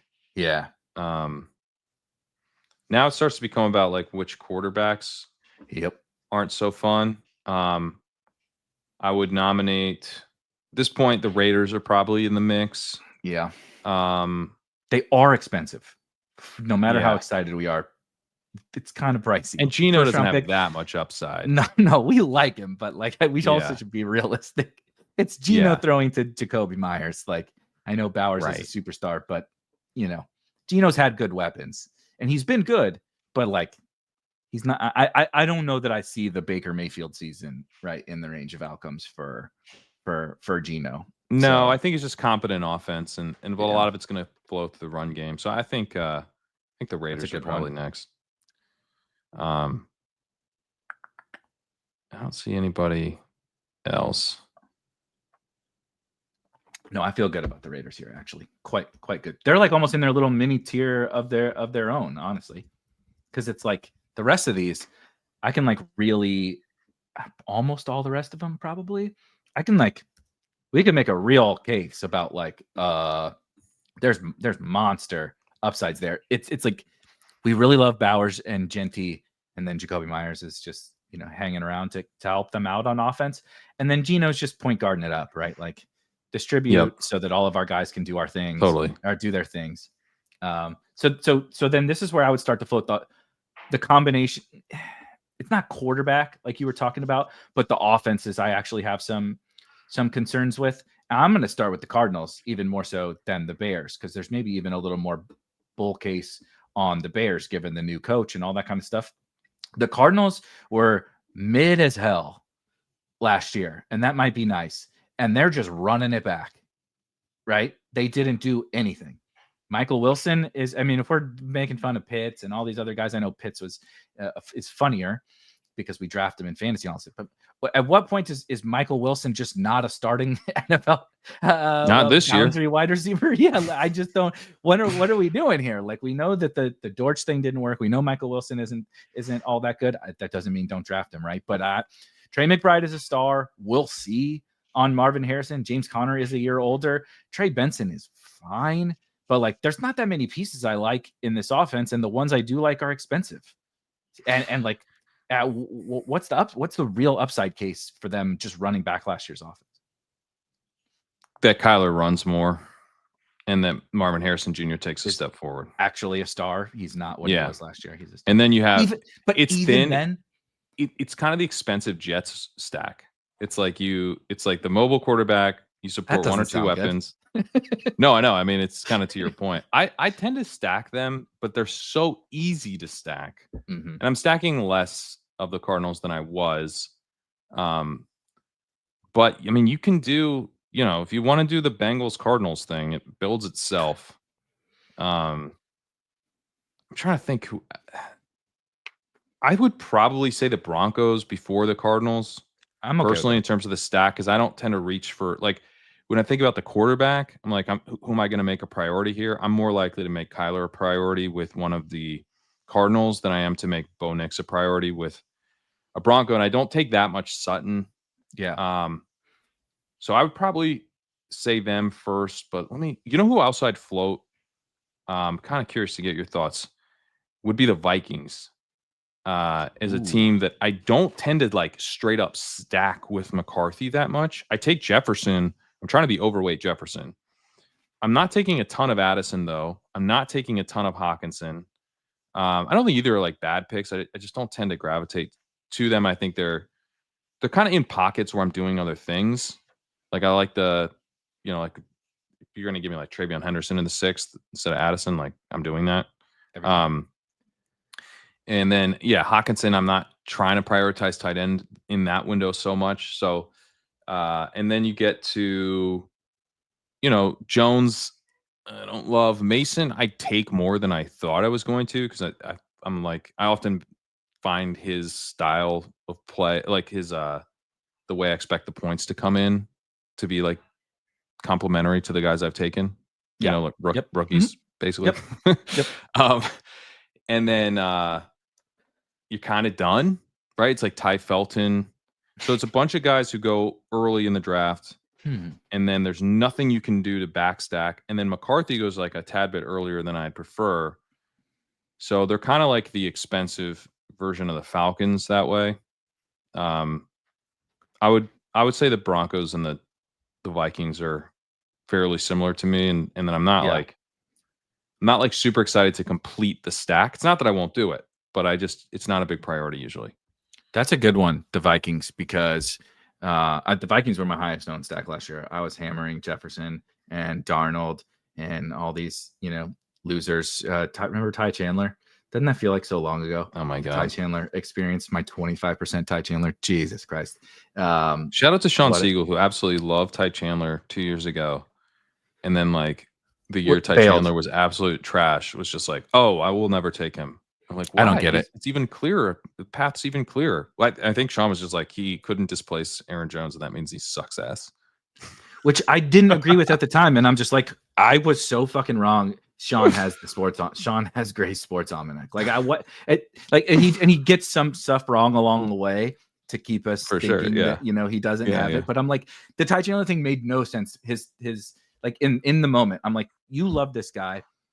This is it. I'm like, this is it to draft him right now. And he's like, nah, it didn't happen. Like, I'm out now. And I'm like, you don't make any sense, Sean. That doesn't make any goddamn sense. And then he'll just like smirk, like, well, right. yeah, he's terrible. So whatever. And then you get to the season and Ty Chandler's inactive for games. And I'm like, what just happened? But last year I bought it's stupidly in some of the spots, but I was a little bit market based, a little bit whatever, where people didn't love the Darnold thing. So we got a discount on the Vikings Hawkinson injury. We got Addison is always in. He's the shittier version of Jameson Williams, just always in trouble. And so we got these nice discounts. It was great. Aaron Jones took a bunch of Aaron Jones. But now this year, Darnold is gone. JJ McCarthy has not taken a snap in an NFL game yet. And I'm excited for the upside, and I'm excited to see JJ McCarthy. But there is a level of risk here. And now everybody's expensive.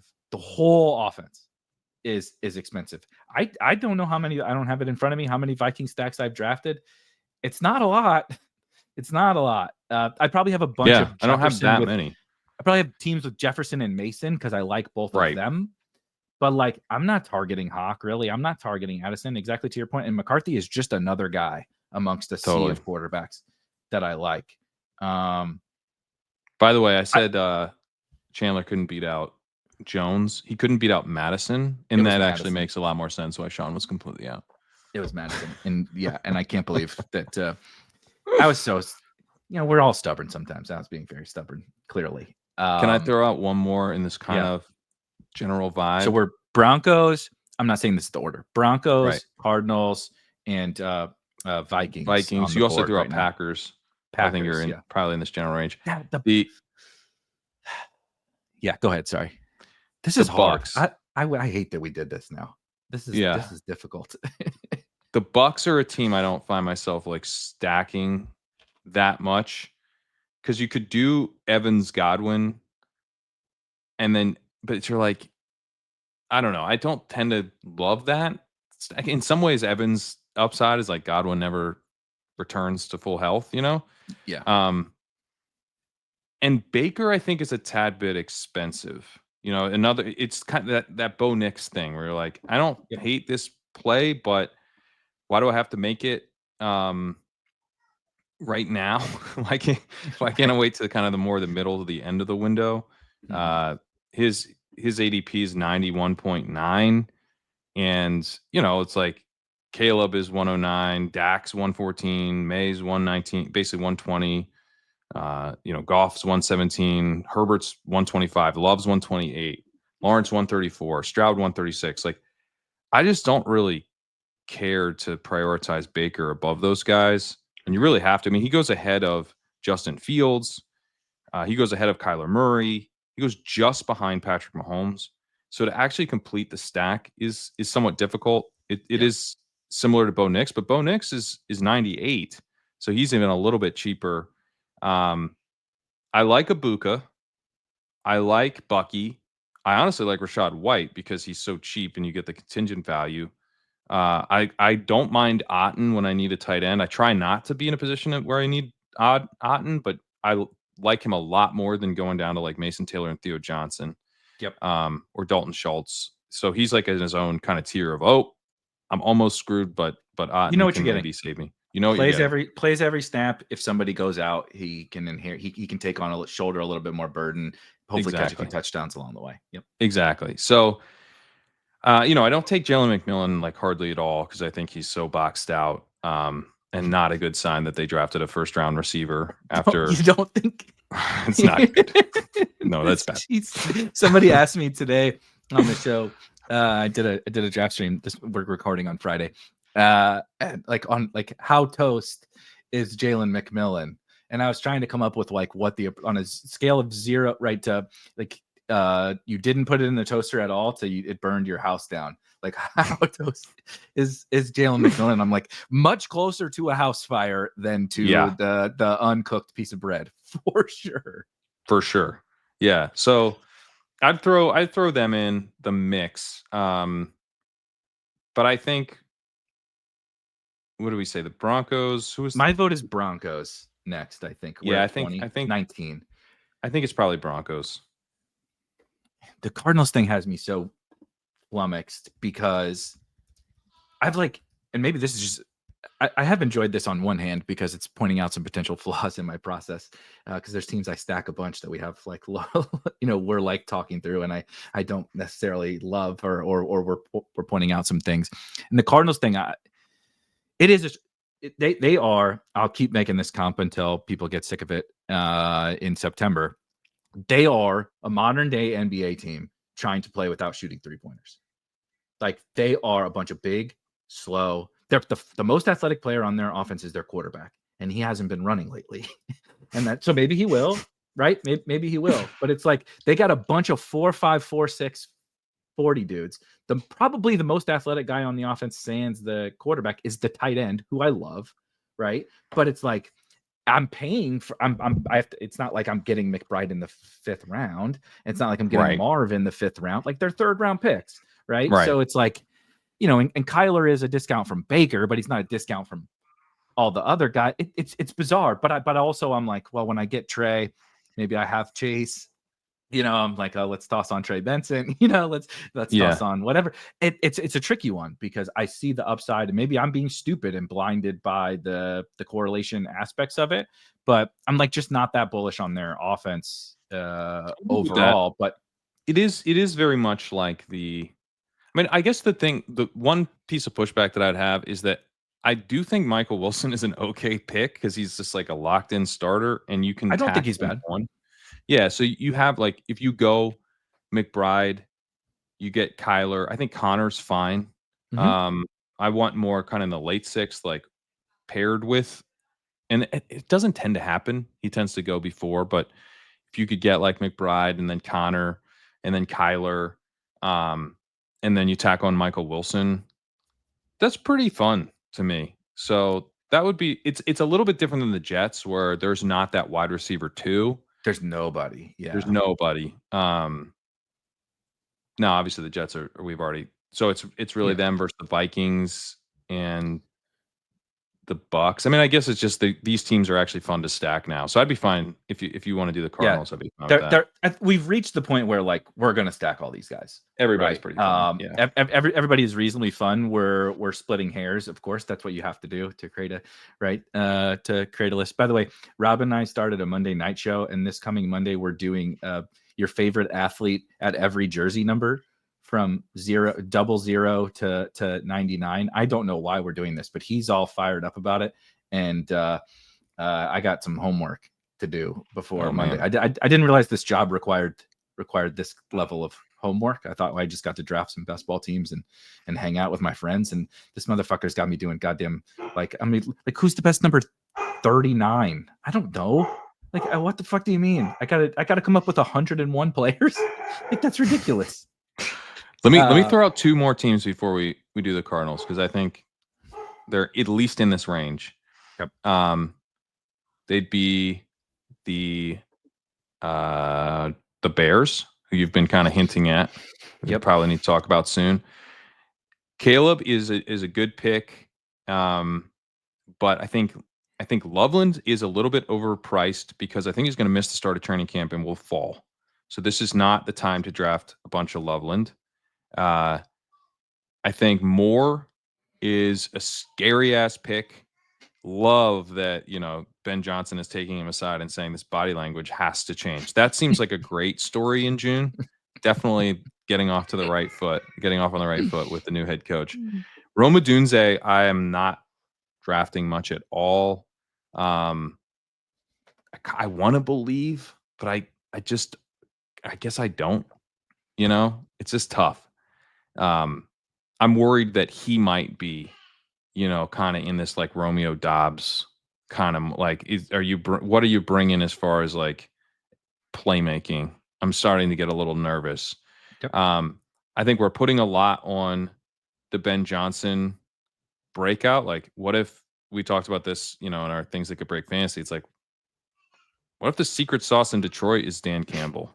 Right. And Ben Johnson is a good offensive mind, but ultimately not that good of a head coach. And People thought Arthur Smith was a good offensive mind. People thought Arthur Smith was a good offense. He got a head coach. He got a head coaching job because he did a good job as an offensive coordinator. This doesn't. That's right. They don't always translate. So that's and we're having to pay for it. So I don't tend to draft much more. I don't draft much of Dunze at all. I'll take some Swift, but it doesn't necessarily feel good, and I don't want to then like attack a bunch of Bears after. I do take 49ers, so I tend to end up with Bears like a little bit on the other side of that game. Burden, I think, is like one of the biggest targets in best ball right now. People being scared off like some minor soft tissue injury. 140 on DraftKings, like 140s. It's crazy. It's absolutely insane. So he would be the reason, I think, to kind of keep them above this. But like, I'm not taking, talk about like the Cardinals. Like, I'm taking McBride. I'm into Harrison. He's not like a priority, but I will take Harrison. Connor, fine. I don't take a ton. Kyler, I think, is actually pretty fun. Like, I think the upside with Kyler is there, where he could run more. So like a McBride, Kyler skinny is very fun to me. And I, if I want to tack on Wilson because I need a receiver, that's fine. Benson, I actually don't take that much of, but you could take Benson. I think it's fine. The Bears one it really comes down to Burden. It's like Swift is okay, and then Burden is a smash, I think. And Caleb is also fun, so it's probably in the same ballpark. And we could go Cardinals first, but they're at least in the mix here. The Vikings, I think, are also in the mix, but then the other one is the Lions, where it's like how much you actually prioritizing getting Jared Goff. You get your Amon-Ra. I'm not taking much Jameson, really at all. Gibbs, I have a little bit less of because I tend to take CD more. I'm taking the receiver there. And then what do you get down to, like Tesla? I'm not really doing that. And Laporta, I don't take much Laporta. So it's really like an Amon-Ra, Goff, skinny is kind of like what I'm doing. Montgomery's okay. He's not a priority for me. So it's like individually, the Lions are not players I would like to fade, but they're all pretty expensive. And so I don't, it's hard to get a bunch of Lions. And then you end up with Goff, and it's like, I don't need to take Goff. Like with Amon-Ra, why don't I take one of these quarterbacks that I actually am more excited about rather than Goff? So yeah, that's one I'd kind of throw in the mix. Similar to kind of the Vikings, where it's like the pieces are good, but honestly, I probably have more multiple Vikings pieces than more multiple Detroit piece teams. I would almost guarantee that I do. I mean, Tesla is fine, but like you said, I don't really draft Amon-Ra.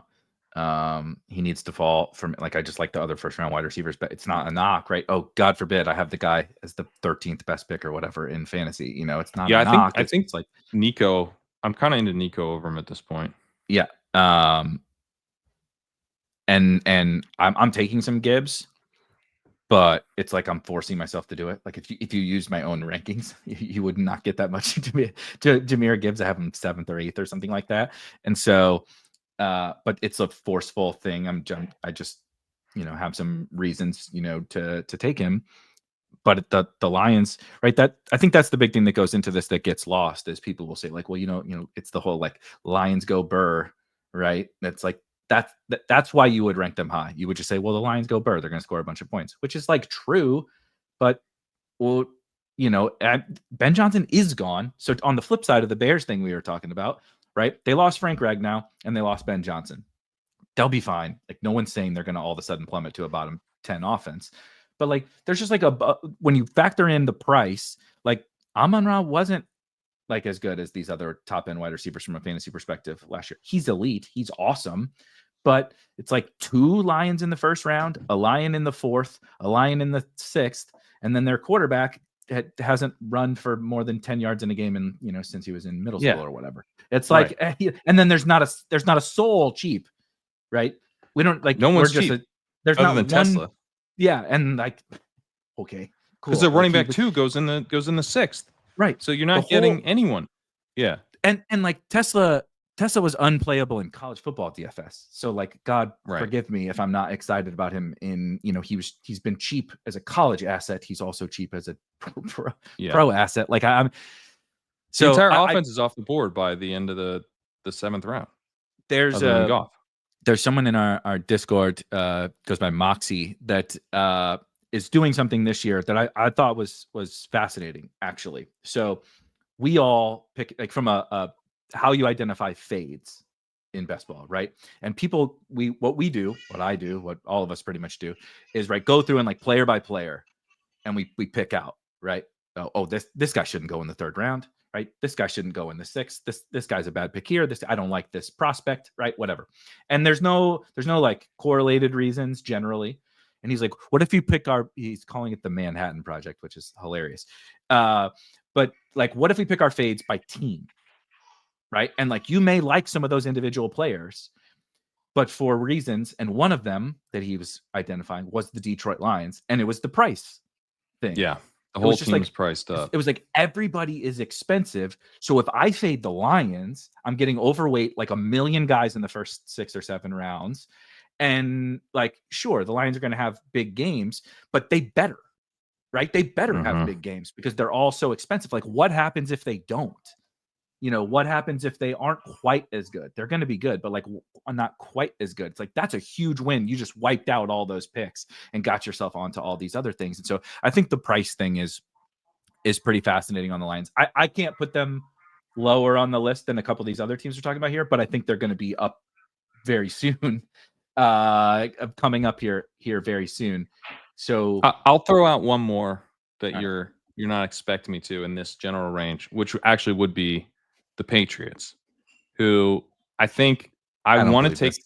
I want to take a bunch of Drake just May. A second ago, and the robot version of Pat just came out or something that I didn't catch. This is AI, baby. This is some AI slop. What I'll just say is, like, we're kind of entering the range for the Patriots, I think, where it's kind of like reverse Bucks, where with the Bucks, like, if you tell me you're gonna get like Mike Evans and Emeka Egbuka, and like maybe then you tack on Otton or Rashad White or something, I'm like, yeah, that sounds fun. I'm probably not prioritizing Baker. With the Patriots, I really like Henderson, and I really like May. And I'm starting to really like Demario Douglas. He seems like he's going to have a pretty stable role. A lot of pop hype coming out. A lot of pop hype early.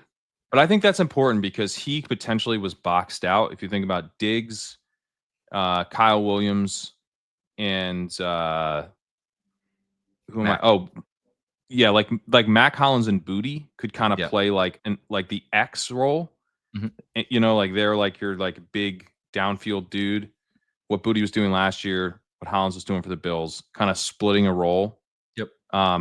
Diggs and Williams can move around. Diggs and Williams are versatile wide receivers around. Yeah. Mm-hmm.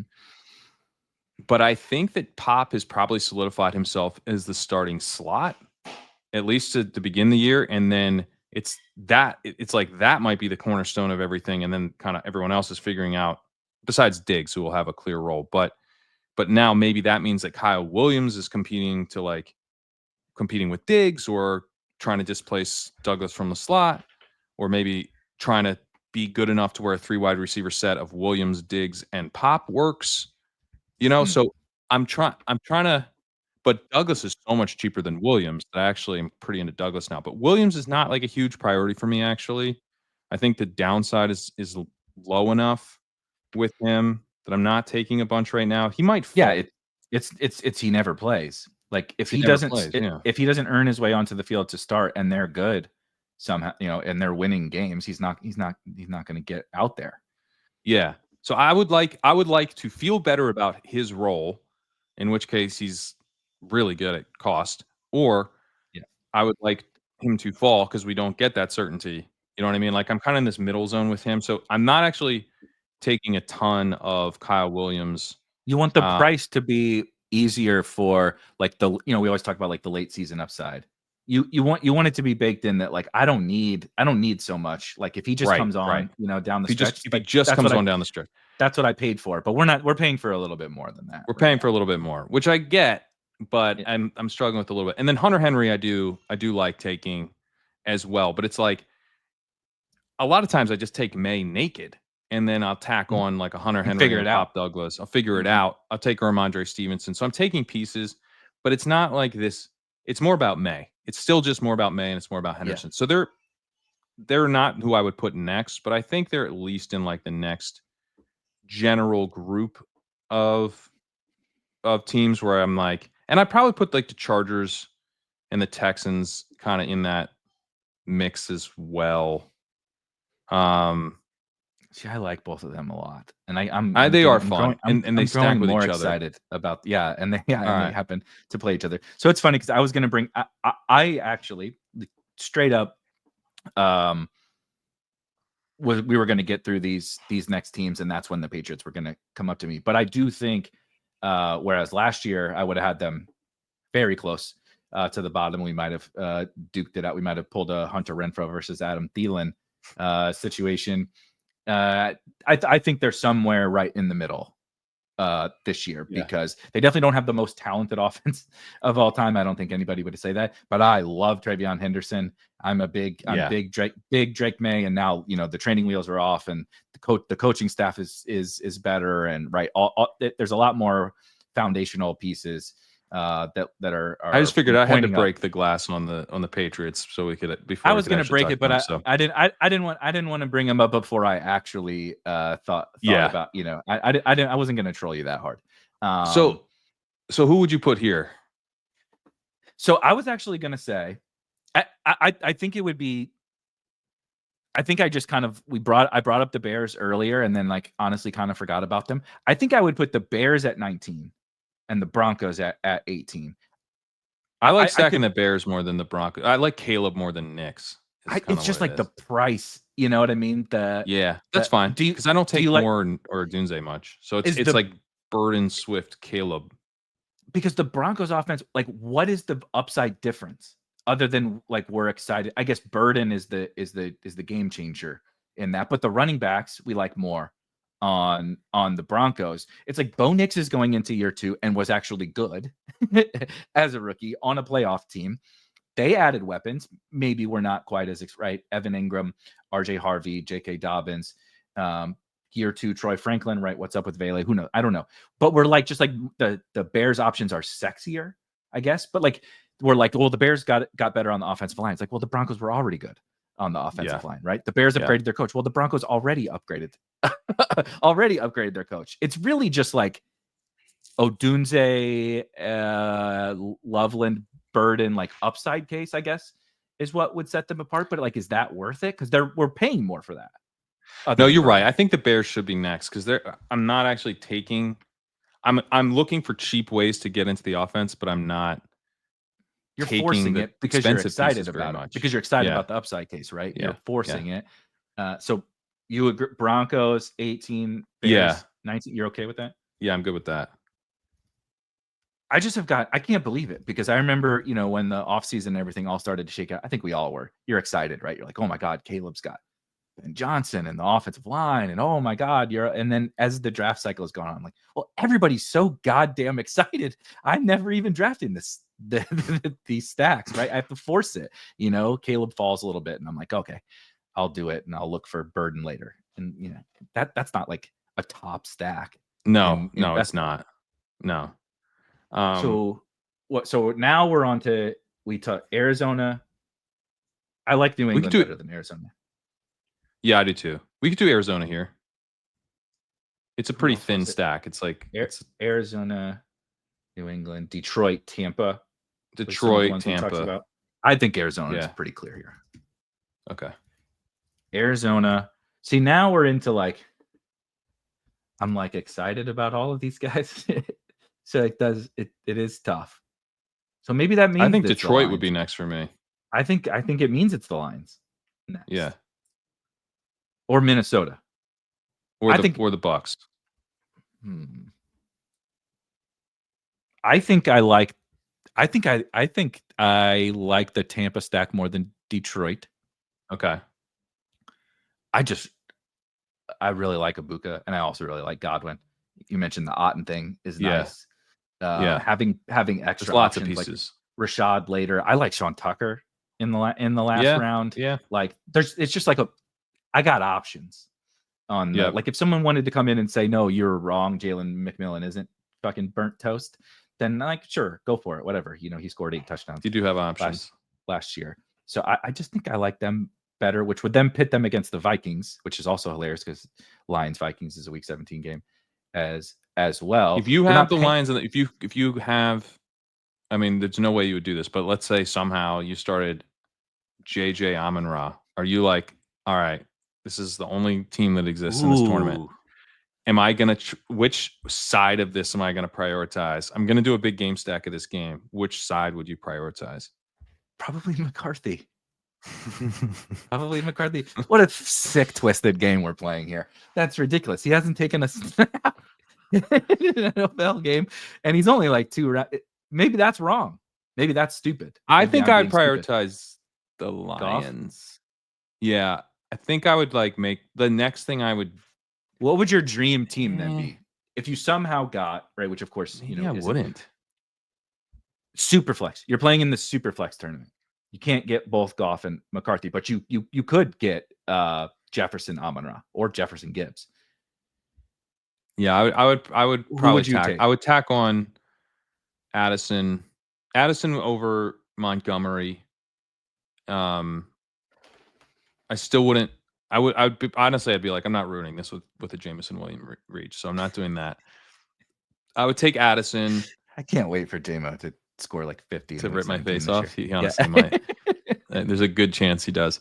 Here it is. Here's the face. Come on, Jameson, do it. he's gonna throw that touchdown this year. Not the worst interception you ever saw in your life. Yeah, certainly a sub 4.3 top 15 pick.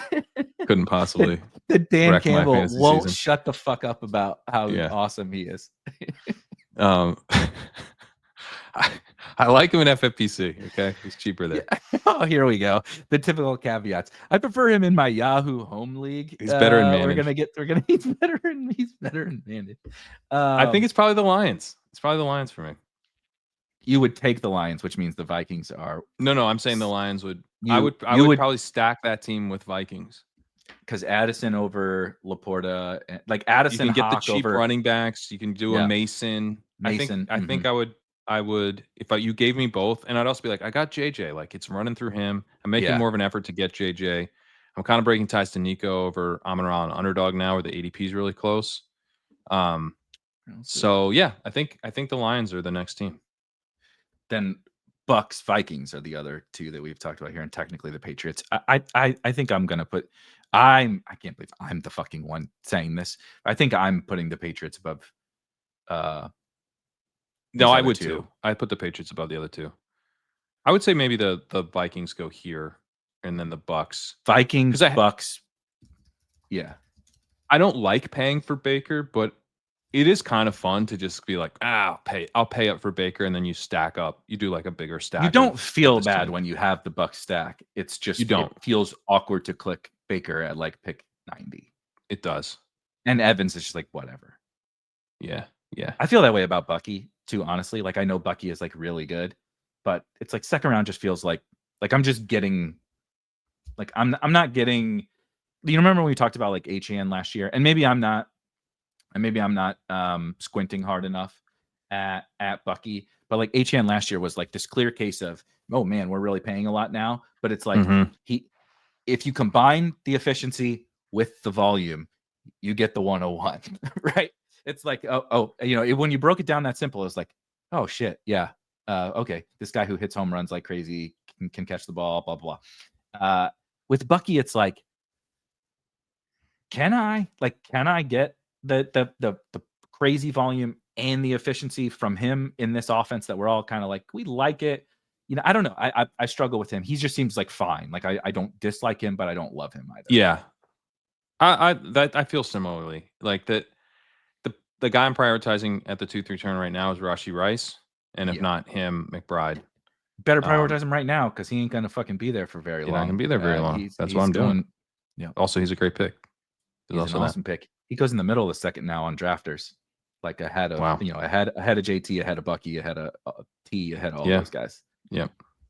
Makes sense. They're us though. The drafters folks are the total sickos. It's Will Shipley goes at like pick 160 over there, dude. It's fucking I got like 4% Will Shipley on drafters because I can't fucking get him in a room. I'm like no one likes him more than me on the Will Shipley's parents don't like him this year as much as I do, and I can't get the dude That's hilarious onto my teams. So we did, just to quickly recap there, we did Bears, Broncos, Cardinals, Lions, Vikings, Bucks. Next up would be probably Patriots, as we have already talked through. You did mention like Texans and Chargers and stuff. I would put them over the Patriots for sure. Yeah, Jaguars, I think I would too. Packers. Do you prefer the Packers to your yeah? I'd probably rather New England Patriots. I think I like the Patriots better than the Packers. I think I do too, just because you get the May upside. I really do think he has just so much upside, but new coaching staff upside. Like, yeah, I think LaFleur and the Packers showed us how they want to play. Yep, football. We could put the Packers here. We don't have to like it, but like they win a lot, and they do have a good defense. They have a very good defense. I think I would do. Oh, we did the Lions right? Yeah, I would do Packers then Patriots. I'm pretty sure. Yeah. Is there anybody else? Yeah. No, that's good. That's good. Another team. Now it's rough. Well, we're getting to. I think we should talk through at this point the elite quarterback teams and how I feel about stacking those, because I don't think the Ravens are that fun to stack. You get if you were to take Lamar in the 4th and got Zay in the 5th, that's really fucking fun. Yeah. So that makes it harder. But like often you're getting Lamar and then you're like, should I take Andrews? I don't know. And then he goes, and then you're like, I guess I'll take Rashad Bateman. But then he goes like 20 picks before you feel like you should. So now it's like Lamar and DeAndre Hopkins. This is why my Isaiah Likely bags are so big. Yeah, because I'm just like, I can clearly see the upside case of Isaiah Likely at pick 150 or whatever. It's just like he's that dude. He is the All Pro. He is. He definitely has the spikes. I don't know what's going to happen, but I'm confident that he's good. And to your point, I don't really love the prices on any of the Ravens. Right. So, but I am taking Lamar, but it's just that I'm not stacking. The team so much. It's just it's a tough one to say, because if you do have a chance to get Flowers, that's actually really fun in the 5th. The Bills would be another one where I'm not doing like if I take Allen, let's say in the 3rd, I'm not taking James Cook in the early 4th. So you'd have to get Cook to fall all the way back to the 5th. And like a 4, round 4 Allen, round 5 Cook would be awesome, but that's not really going to happen. No. And then Kincaid, I'm actually starting to warm to. Me too. He's looked healthier in minicamp and stuff. I was doing that paper article I was talking about. He actually comes out okay. Because they run a lot of 12 targets when he's on the field. I think his problem is not being on the field. Not playing enough. Right. But he played a decent amount in play action. Like he's not Kyle Pitts, I think. Like he might be developing into more of like a real tight end over time, hopefully. Yeah. So I think he's okay. I don't like Keon Coleman at cost. He's just like, he's better on DraftKings where he's like 20 picks cheaper. But Palmer, I think, is kind of actually fine. Palmer. Yeah, I like Palmer. What a world. 2 years ago. Shakir's fine. If you can get him in the 7th with Allen, that's actually pretty exciting. So I think the Bills are a little bit more fun. Ray Davis also. Yep. The Bills are more fun than the Ravens to me. The Commanders are more fun even than the Bills. So I will like if you were to do like a Terry and then you get Jaden, Debo I don't take so much of, but I'm willing to take Eckler and you can tack on Ertz. But like these are and then the Eagles are both like not fun at all and extremely fun if you get fun. AJ Brown. Like if it's AJ Brown Hurts, then you're just like running around your house. And then you get especially if it's like Hurts in the fifth, who goes in the fifth all the time for some reason. And Goddard is such a good pick right now. So the Eagles are probably the most fun to like achieve the stack of the elite quarterback teams. But you have that group, and then you've got these teams that you can get like really deep into stacking them up. Yeah. And easily. The quarterbacks have good prices. Yeah, you get like it's all easy, right? The Cowboys are like, I know CD, goes in the top 5 or whatever, but it's like, do you want to stack the Cowboys? Like, click the draft button. Like, it's really simple. Just get like a top 6 pick, and you can have every Cowboy on the Cowboys roster that is draftable. The one thing with the Cowboys is the running back room is so gross. I'm out on bad. Blue. I've kind of waffled like, should I be out on Blue? Yeah, I'm out. I'm out. They're talking about Kevontae Turpin, man. Blue is he's like a 17th round pick we're taking in the 12th. I don't think he's a good pick at all. That's what I've been saying all summer. The thesis of the play of Jaden Blue, I get it. I understand it. But that's like you said, I think, 16th, 17th, whatever. It's some late round pick thesis of which we take a bunch of those guys, right? Like we constantly take those guys and they're great picks back there. I'll have bags of dudes back there. But the opportunity cost at his current ADP is a lot fucking different than like he goes next to all these quarterbacks we're talking about loving and these tight ends we're talking about. Like it's just a vastly different deal. Yeah, and Javonte I think is kind of dust. And if I'm going to take a dusty veteran running back, I actually kind of love Miles Sanders right now, which is gross, but I think I'm the only person drafting Javonte, but I also draft Miles Sanders. That's kind of how I'm playing the backfield is. I think one of the vets is going to be one of the vets, probably the winner, and so suck it up, deal with it. You don't gotta like it, move on. I'm playing it through Sanders for now because he's so much cheaper than the other guys and might ultimately be the starter.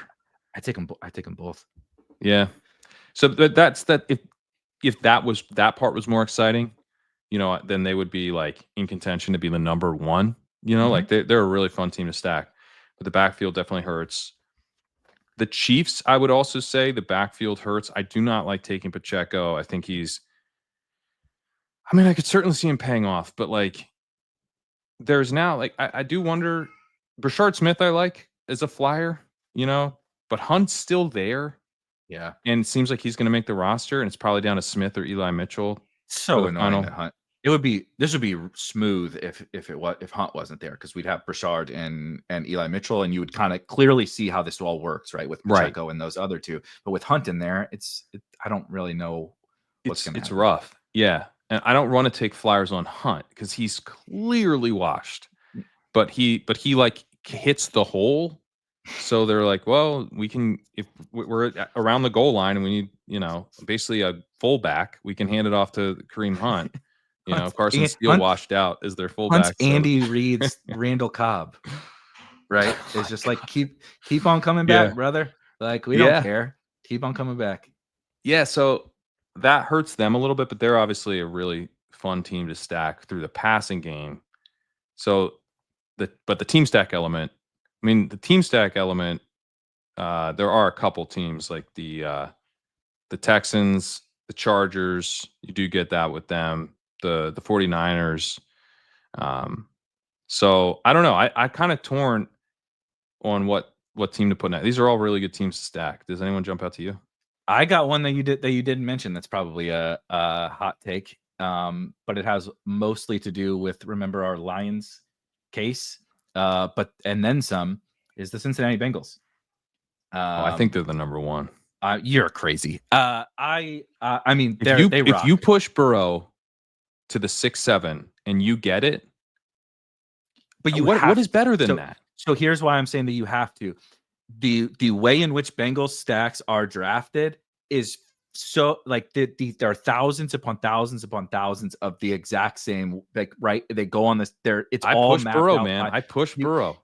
You better push it. And then it's like, okay, do you want your week 17 bring back? And guess fucking what? Trey McBride or Marvin Harrison are on those Jamar Chase teams. That's the true. overlap in the way that they're built and the cost of Joe Burrow and the cost of T. Like, I don't think that they're like, I was gonna go full double negative and say I don't think that they're not worth it. I think that they are like worth it. My brain is fried. I think that they're fine, but it's like, so like last year we were taking this dude in the 7th or whatever, and now we conveniently pulled him up to the 4 or 5 turn to match Chase and to match T, and Trey McBride goes there and Marvin Harrison goes there. And so I agree with you. If you can push Burrow and accomplish it, I can't put them at number one. Like, Chase Brown is like totally whatever to me. And I think Brown's a good pick. And there's like nobody. Chase Brown is the guy that we put projectable volume on that I think is just not that special of a football player. Maybe you think he's better than I do, and I think he's good. Yeah. And those guys just fail so much. Like I said, I think he's fine. That's fair. I don't. He's like not like a standout pick to me. I agree. The third round is like all it is a bunch of like fine guys with flaws. Like, I see it, right? I can see. I mean, of course, I just saw it last year with Chase Brown, so I can see it. But also, I can see, like, what if he's just not getting all the work? Anyway, but the Bengals are just so tough because it is also it's a first round.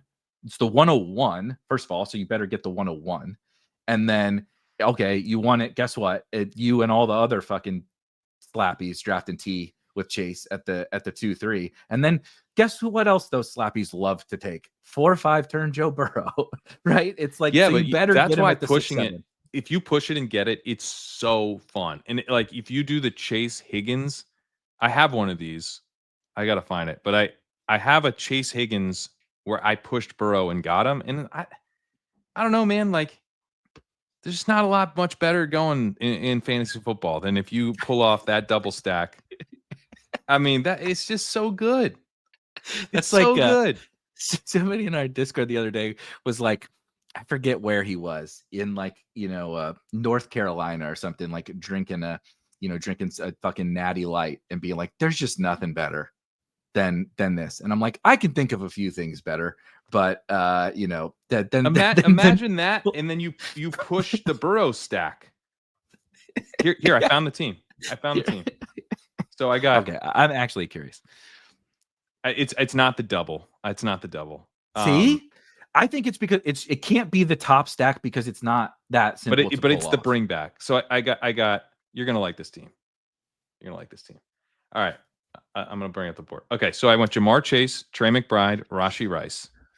Well, like, Jesus, yes, that's like my favorite possible start in a draft. Then Omarion Hampton, James Cook. Okay. Then I went Joe Burrow, Jacoby Myers, Michael Pittman, Jaden Higgins, Luther Burden. Ooh.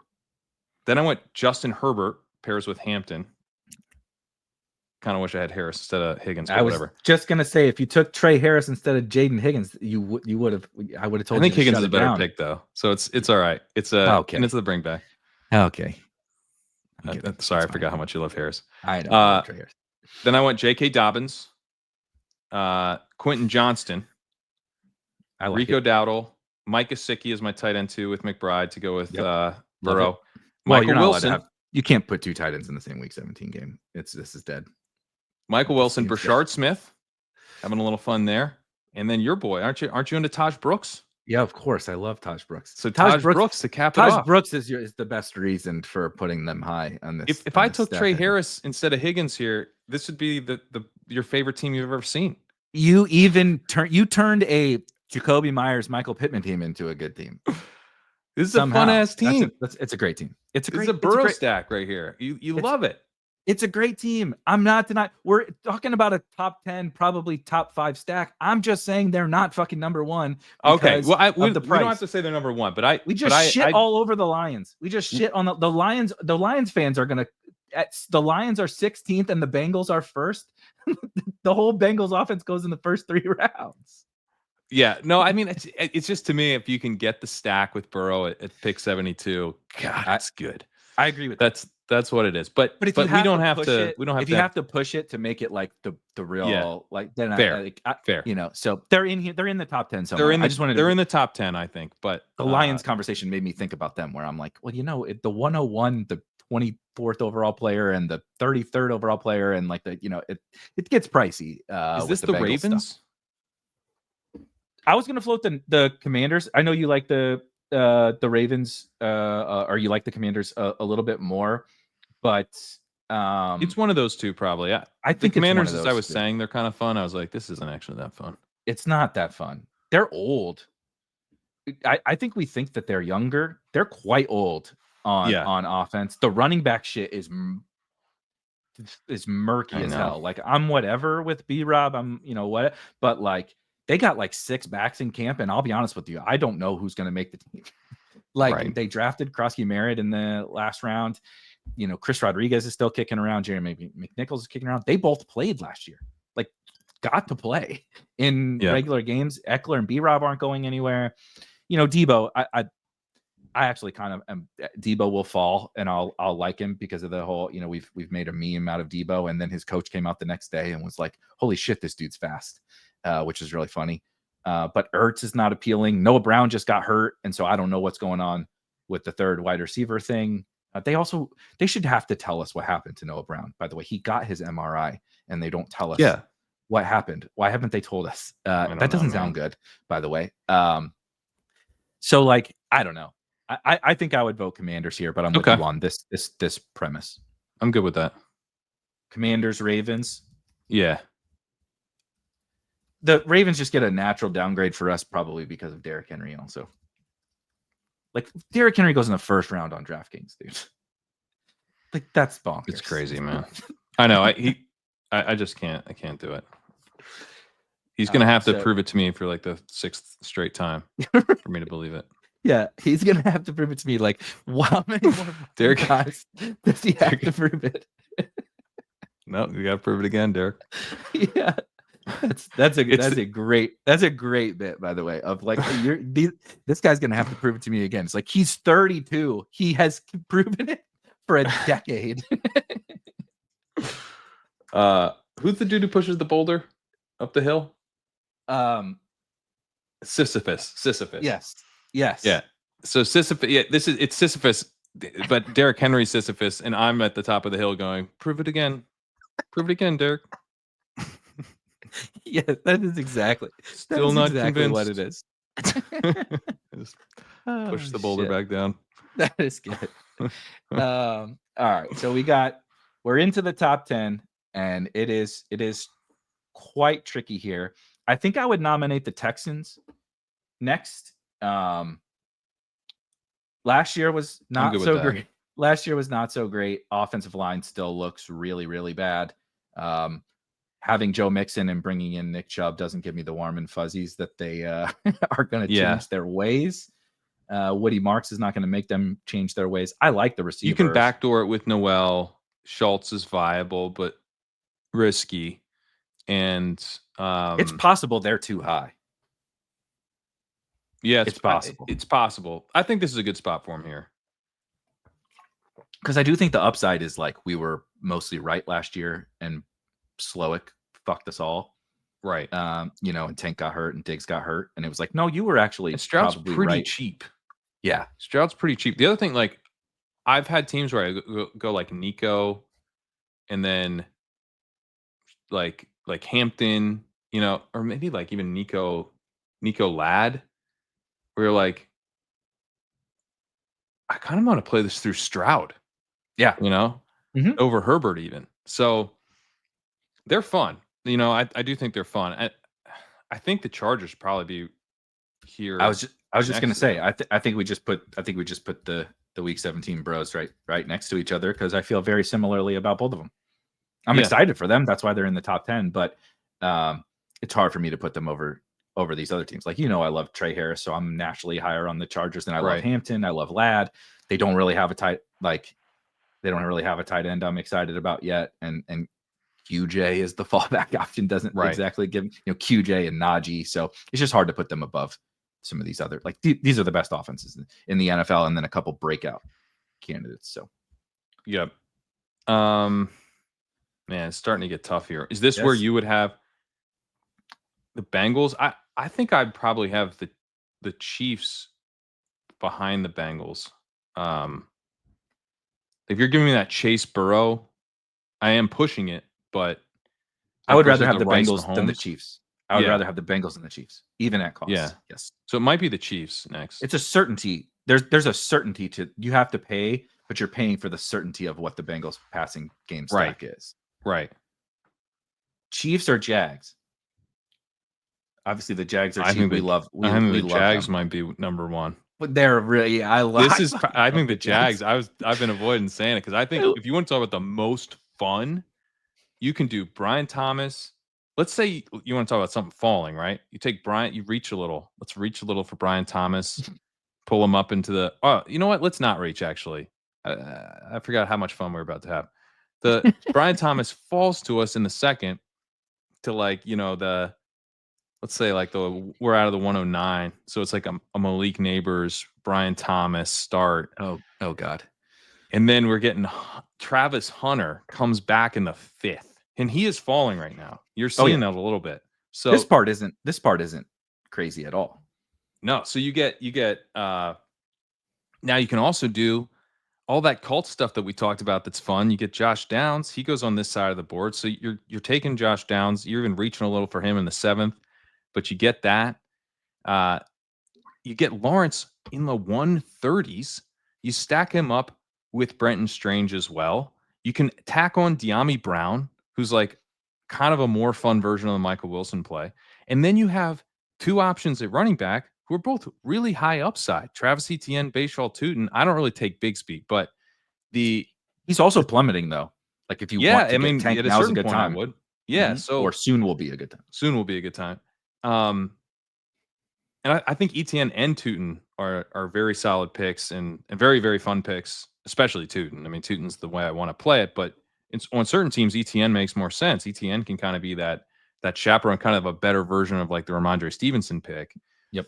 And you're talking about just an extremely fun, like triple stack through the pass catchers with Hunter, Brian Thomas, and Brenton Strange. But then you tack on the running back too. I mean, honest to God, you could double up the running backs if you're doing like some kind of zero running back thing. 100%. You just be like, give me the Jags backfield at just a really cheap price. If Bigsby isn't it, then I have the whole Jags backfield. And both these guys have exciting elements to their profile. Etienne kind of recapturing some of the previous form. Tootin being this explosive workhorse type guy, undersized, but he was a workhorse in college. I mean, there's a lot to like about that. And then you get the Liam Cohen. So you're getting the Ben Johnson thing, but you're not paying for it. Yeah. The Liam Cohen effect is not priced in because he said Duval really weird. So you get everything with the Jags, and you get the bringbacks that are super fun, that are also hard to do with their quarterback. Honestly, I think if we're just most fun, I think the Jags are probably number one. This is my highest exposed team. I think they are undoubtedly the most fun, but also from a straight practicality sense, from a tactical sense, from whatever whatever you want to call it. What doesn't the stack have? It's got a superstar, Brian Thomas. It's got a potential other superstar, Travis Hunter. It's got cheap, talented running backs, right? That fit. So that fit. Do you like to draft early running backs? Cool. They fit. Do you like to draft zero running back? Cool. They fit. Do you like elite quarterbacks or punting quarterback? Guess what? Attach Trevor Lawrence to your Josh Allen team, or wait for quarterback and draft Josh Allen, right? You want a cheap tight end? I think 175 Brenton Strange or whatever fits any goddamn structure. And oh shit, things didn't go according to plan. I need a back stack. Take Trevor Lawrence. Strange is there. De'Ami Brown is available to you in the one. And then you could do a Bigsby. You can, there's so many. It's one of the best back stacks. It's one of the best premium stacks. Mm-hmm. It's one of the best top to bottom team bets. Right. It's great. It's great. If I we mean, had to pay more, they'd still be high on this list if we had to pay more. That's if we how had to good pay it is. more, they'd probably be in the Texans Chargers range. Exactly. But with these prices, I think they're the number one. I think so too. I think so too, because that's all the different elements come into play with them. Yep. And you don't need them because of the price, right? Probably the most important thing for why they're number one, like you said, instead of like 10th, is I don't need like full blown crazy breakout, right? I need improvement, but you don't need like if Brian Thomas is just Brian Thomas of last year and Trevor Lawrence just fucking stays healthy, it's like you're not losing. You're not losing on any of this, right? If De'Ami Brown is just the same player he was last year, the price is terrible. If Bretton Strange is just the same player he was last year, the price is terrible. It's like go down the list. If Travis Etienne is the same player he's been for years, the price is bad. If Tootin is a good player, the price, like it's every single one have that, and then they have the upside of what if Liam Cohn does it again? Yep. What if he does it again? Yeah, and it's a fun Week 17 game. Awesome Week 17 game. Yeah, I love it. I'm in. And I mean, like I said, my exposure should dictate that I'm in on the Jags. I called them one of the top stacks when I did something before. I did call the backfield like who should you buy before camp? It's like Jaguars running backs, because once we find out, once they tell us like what's going on there, you're gonna regret not getting these guys at these prices. All right, let's double back to number 7. We got 6 to wrap up here. I think these are a little bit easier because they all rock. Who would you vote here? Chiefs? Probably it might be the Bills are probably in the mix here in the one where it's like, how fun is it really to take Josh Palmer with Josh Allen? Like, it's not that fun, So I would say maybe the Bills I think the Bills are a little less fun. Like, I'm like, oh, okay, good. I got a stack with Josh Allen. But the reason I did it is because I think Josh Allen's a good pick, not because it's a stack. When I get Mahomes with Rice, I will also break ties to Worthy, right? I mean, like, I don't take a ton of Worthy, but if you get Rice, let's say you get Rice in the mid third, you want to make it as fun as possible. If Worthy's there in the mid fourth, I'm like, boom. Yep. And then I am getting Mahomes, I did this the other day where I think I got Hurts in the 5th. So I was like, okay, like I'm gonna not pass on that. Mm-hmm. And I think I probably backstacked with Goddard or something.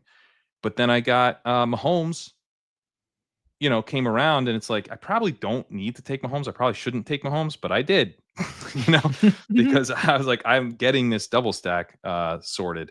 So yeah, I would say the Bills are probably next for me.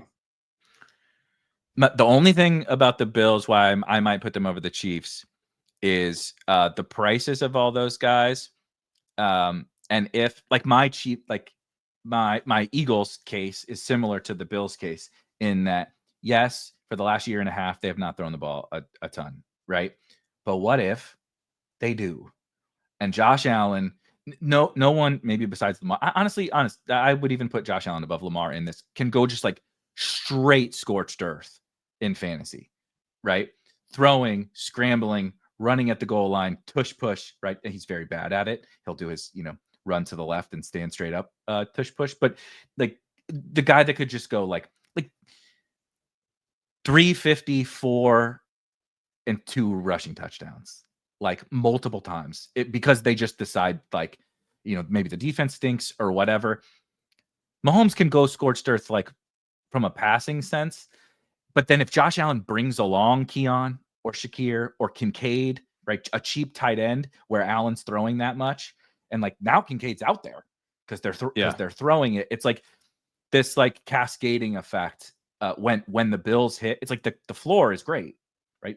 We're priced at this floor. I'm getting good stuff from the Bills kind of regardless, but the ceiling is just like, you look back and you're like, why the fuck didn't I stack the Bills when their top wide receiver went in the 7th? Like that's a good point. Stupid. Their former first round pick tight end goes, well, whatever price he goes. Last year's guy we took in the 70s, right? Their wide receiver goes past pick 100. It's just like, I don't really love any of their players individually besides Josh Allen, but how does this break fantasy is so clear to me. Who would you have here then? Chiefs. Okay. I think I would just put, I mean, I like them, and they could obviously break fantasy. Like, I'm very excited for the Chiefs. Worthy, Rice. I really like Jalen Royals. Like, especially the more I dig on it, I think they could be awesome. I just think a tiebreaker to the Bills. I check out this start as you tell me the Chiefs are less fun than other teams. Jefferson, Rice, McBride, Worthy, Hurts, Quinshon Judkins, Deebo Samuel, Patrick Mahomes. Then I went Luther Burden because you got to take him. Eighth round Mahomes. 8th round Mahomes, pick 93. Doubled up with Worthy and Rice, but I also have Hurts, and then I got Goddard later. Yeah, that's beautiful. Took Brashard Smith in the 17th. Took Troy Franklin as the bring back. Nice. Did a little. It's a true zero running back, but I reached for Dobbins to kind of help with some early season production. Ray Davis, Rico Dowdle, Roshan, Miles Sanders, Brashard Smith. Pretty fun. I love it. Like, we'll finish this in 2 seconds, but you don't love it because you don't think the Chiefs are fun. Yeah, of course. Me, the Kansas City Chiefs, my seventh favorite stack on the season. You mentioned the Dobbins thing. I've been thinking a lot about this. We'll save it. We'll save it for another time. But just like I reached for Dobbins because I needed this thing. I've been thinking about like how our brains are warped by ADP, and it's like your lineup told us is telling a story, right? That's the cheesy cliche that we use, but it's also true, right? Yeah. Where you're like, these two offenses are the ones I need, right? Well, Jalen Hurts and the Chiefs is what I need, so I had to pay for that. Now I do need something from running backs early, and so my lineup tells that story, right? If he's the next best available player that fits my story, like, so fucking what that I had to take him a little bit early, like it's the right pick for your team, whether he was 12 picks ahead of ADP. Like, you need to build the bring back team. element. You get the like, he's underpriced, he's going to move up. You get the early season production. Yep. I think he was the perfect pick regardless of ADP. Yeah. I picked him at like 117. It was a pretty massive reach, but I don't care at all. Yeah, I agree. I think he should probably go ahead of that anyway. All right. The final four, which are fittingly not going to be a part of the championship, because we did as we do things funky and did number one already. Bengals, Cowboys, Eagles, 49ers. So let me make the case for the 49ers as number two. It's kind of similar. They're like fancy Jaguars, but I know that they're good. Kind of a thing. I think they are number two. I think the Niners are number two. I don't even really need to. You have every element. You've got McCaffrey, obviously just massive upside. You get Kittle, one of the very best picks on the entire board. Juwan Jennings is a pretty solid pick, frankly. I think he's a good pick. It makes me a little nervous, but I think he's a good pick. Yeah. Pearsall, I'm kind of out on. I think he's overpriced. I think there's other ways to make that bet. But he's still a second-year first-round pick on the 49ers in the 70s. Like, there's worse things you could do. Yeah. Ayuk, I'm getting increasingly skittish on. I think he probably falls. He's going to miss he could miss 6 weeks of the season. I think he's going to fall. If you want him, we're going to get real good prices later. Yeah, so real good. Yeah, I've come down on him. I was taking probably too much of him, underestimating the chances of him missing. It just seems like he's going to go on PUP, and I thought maybe there was a chance he wasn't. It seems like he is just going to. So, a little bit further down on him, but he does give you some late season upside, and he probably is going to fall. And then the one thing they're missing is kind of a clear-cut contingent guy, but we probably get that soon. And then Purdy's a good pick. I like Purdy a lot. Big time. So I think they're probably number two. I'm with you. So you would go, let me guess. I'd go Bengals number three, just for the sheer delight of when you get Burrow to fall. I would go Cowboys 3. I'm okay with that because you can do here's the thing. You want to talk about sheer delight. Banking the Pickens stacks with Dak is probably the best moment of the offseason so far. 100%.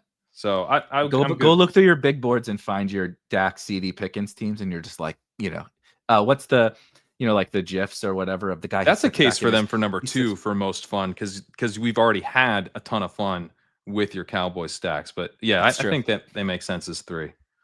I would go Cowboys, and then I'm honestly indifferent on that. I think I would go Eagles, but I can't make like my Eagles case would probably make me sound like a hypocrite because I was just talking about the like they're also very overlapping exposure wise. They're also very expensive. So, I think it's Bengals because you have to pull. It's harder to pull it off.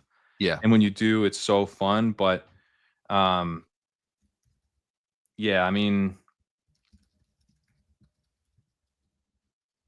the other thing with the Bengals that's fun is that because you let's say you do like that Chase McBride that I did, Kyler goes after Burrow. So if you want to bail yourself out of it, there's really no reason not to push him at this point. Is kind of what I'm feeling like. Why am I ever taking Burrow at the 4-5? Let me just always push. And if I don't get it, oh well. I'll probably stack it through Kyler. It's less fun, but still very viable. And whatever. Like I'm betting that Jamar Chase, the number 1 pick, is absolutely crushing, or that T. Higgins in the 3rd is a smash. And maybe because Chase got hurt, right? It's like there's a number of ways. Or Chase Brown is a great pick, but I've got him as the bring back on Kyler. So there's lots of ways that you can bail yourself out, and I think that's a reason to try to push Burrow and actually get him at the end of the 6th instead of in the beginning of the 5th or the end of the 4th even. So I think that makes it more fun because you're not like, it's not like every time I try to sack the Bengals, the team's ruined. You still feel pretty good. Yeah. And most of my Eagles stacks are kind of singles with Goddard. I don't tend to take as much. You got to try to make it happen. You got to make AJ Brown happen. But that means I don't take Bowers. And what's the point of drafting even if you don't have Bowers? Well, obviously it's to get your fucking 5th favorite stack on the goddamn board. That would be what it is. Fuck that. Who wants this? Who would possibly have the foresight to see 5th round Jalen Hurts setting up that stack? Might be good. Obviously, but I mean, I agree with you. It is a little bit more difficult to pull off, and so that's why, like I said, I can't. I also don't take 4th round Devontae very much. Well, you need to take 4th round Devontae because you get mid 5th round Jalen Hurts. I'd be more willing to take mid 4th round Hurts, and if Devontae came back in the 5th regularly, he never falls back. He never falls back, and I'm like, but I don't want Devontae. I'm only taking Devontae because I might get Hurts. So then, if I don't get Hurts, these Eagles are just gonna fucking dunk all over you. I can't wait for it. It's gonna be glorious. They're gonna dunk on you, just like I have a ton of Hurts. So they're gonna have to dunk through the air, which when they pass more than fucking 250 times this year, you're gonna want AJ Brown and Devontae Smith on some of these teams, not just Dallas Goedert. The tush push isn't banned. I'm good. I just need Hurts and Goddard, baby. They're gonna line up on the first play of the season running a fucking tush push. If you listen to the best ball bros, like they're gonna throw it. Get yourself some but get yourself some Bengals stacks. Definitely get yourself some Jaguar stacks. I think is what we have. Jaguars are the most fun right now for sure. And you can do the Jags with all of this stuff, right? Like you mentioned, there's no reason not to push Burrow. Like having fault, like there's no rule that says just because you took Jamar Chase and Trey McBride, it has to be that game stack. They can be right? You can do some secondary stacking stuff and then take a Lawrence team or a Purdy team, right? You can get in the early 5th on that stuff. You're like, you don't want to do Devontae in the 4th round, do George fucking Kittle and give yourself outs to Brock Purdy, right? Like there's just so much flexibility. Like all these guys up here like fit together, even though they're awesome, you can like draft them all together. So yeah, it's true. I love it. Let's get out of here. We spent a lot more time than we were planning to on this, but it was a ton of fun. And we also agreed too much, I think. Which is like you were the one that brought up the Patriots before I did for I don't know how that it's the happened, offensive pieces, it's like you don't have a lad, you don't have that guy yet. Hopefully we find him, but hopefully we find him. Hopefully Kyle Williams is lad. That'd be good for me. That would be very good. If Kyle Williams is lad, I was just about to say, I got to stop saying Kyle Williams if he's lad. Yeah, right. I got to stop saying this because I said before the Knicks Celtics series in the NBA playoffs to our NBA folk in our Discord that because Knicks won game 1 or whatever it was, and I said they were like getting excited over the Knicks, and I was like, guys, come on, they're not going to beat the Celtics. If the Celtics win, I'll eat a hat or whatever, right? Like saying something stupid. Now I'm going to buy one of those edible, like, Mexican hats where you can put the salsa and stuff in there, and I have to do that on a fucking show now because I'm an idiot, and I said that. So don't. I just dared Jameson Williams to rip my face off. That won't go bad. I would rather eat a hat. I'd rather eat a hat than Jameson Williams from to buy a mask of my own face. You don't mess with inner city St. Louis boys. I'll tell you that much. Don't put him to the test. But what do you got coming up on your vacation, your honeymoon here? Yeah. Matt Irby just had a really good article out on the site looking at Yak as a potential signal for running back targets, highlighting Breece Hall. So that's why I'm touting it. It's a great article. It says you should draft Breece Hall. I'm working on that tight end paper article that I've mentioned a few times. Gonna go through the tight end player pool and just kind of talk through this one element of their profiles. It's hardly the be all end all, but it's pretty interesting to see kind of guys that are like, yeah, this dude's pretty locked into like the type of role you would want. In addition to his route participation being strong, he's playing on play action where you're going to have better chances for touchdowns and frankly just regular old targets as a tight end versus some of these other guys. You're like, you're a bit more of like a specialist, than I would have thought. So that'll be out next week. And check out the Sidekick. We got the beta going on the Sims-driven Sidekick, which uses Shady's ridiculously complex math to simulate the entire 2025 season. And we can pair some of these archetypes together, like a J.K. Dobbins on some of these things. What is it time to reach for J.K. Dobbins because you only have Quinshon Judkins? Indeed, it is, because ADP at this point doesn't mean that much, and having this archetype of running back is important, and there's not many of them left. That type of stuff is now in the Sidekick as well. Is in our brains. So check that out, legendaryupside.com/sidekick. And get 40% off Spike Week, as you can see at the bottom of your screen. I do just want to shout out those articles super quickly before we get out of here. Those are like my favorites. I know you caveated it with like, it's just one element. I find that like super helpful. I actually don't find it all that helpful when people like try to take a bunch of things and jam it all down into one, right? It's like, this is my prospect score or whatever. And I'm like, well, I don't know and I'm not saying you're wrong. I'm not saying you didn't do awesome work. I'm just saying, I don't know what that means. Right. Or like this, weight adjusted, blah, this, right. All like combining all these different things. And like, I end up having more questions than I do answers when you do that. When you just like deliver me, here's, you're telling me like, this is only a sliver of what he's doing, but here's why it matters. And here's how it breaks down for everybody. I feel like I learned something powerful in that. It's not everything, but I feel like I learned something really powerful. And you guys do a really good job of stuff, research studies like that. Yeah, I'm excited to get this one out. I didn't do it last year and I regretted not doing it, and diving into it this year, I think will be, the Kyle Pitts thing alone is just, it was like, good Lord. Amazing. You were okay. It got worse. It got way worse. Those studies are worth it for like finding that one nugget. Right? Yeah. Like every time I get down a rabbit hole, like you'll find the one thing where you're like, did you know who, that, right? This XYZ. And you're like, wait, what? I'm like, yeah, I spent 5 hours on it, and that's the only thing I learned. But it was cool. It was really cool. We got to get out of here. We will see you guys next week. And of course, I never say this, but you guys always do it anyway. Drop a comment if you have a disagreement or someone. I'm genuinely curious to hear where people think we were totally crazy on some. I imagine they're going to start with Jaguars and maybe Lions, but I'm actually genuinely curious if people think something was crazy or something was really good. Please drop on either Pat's channel or the Spike Week channel and let us know what you think. But other than that, we'll see you guys next week. Cheers.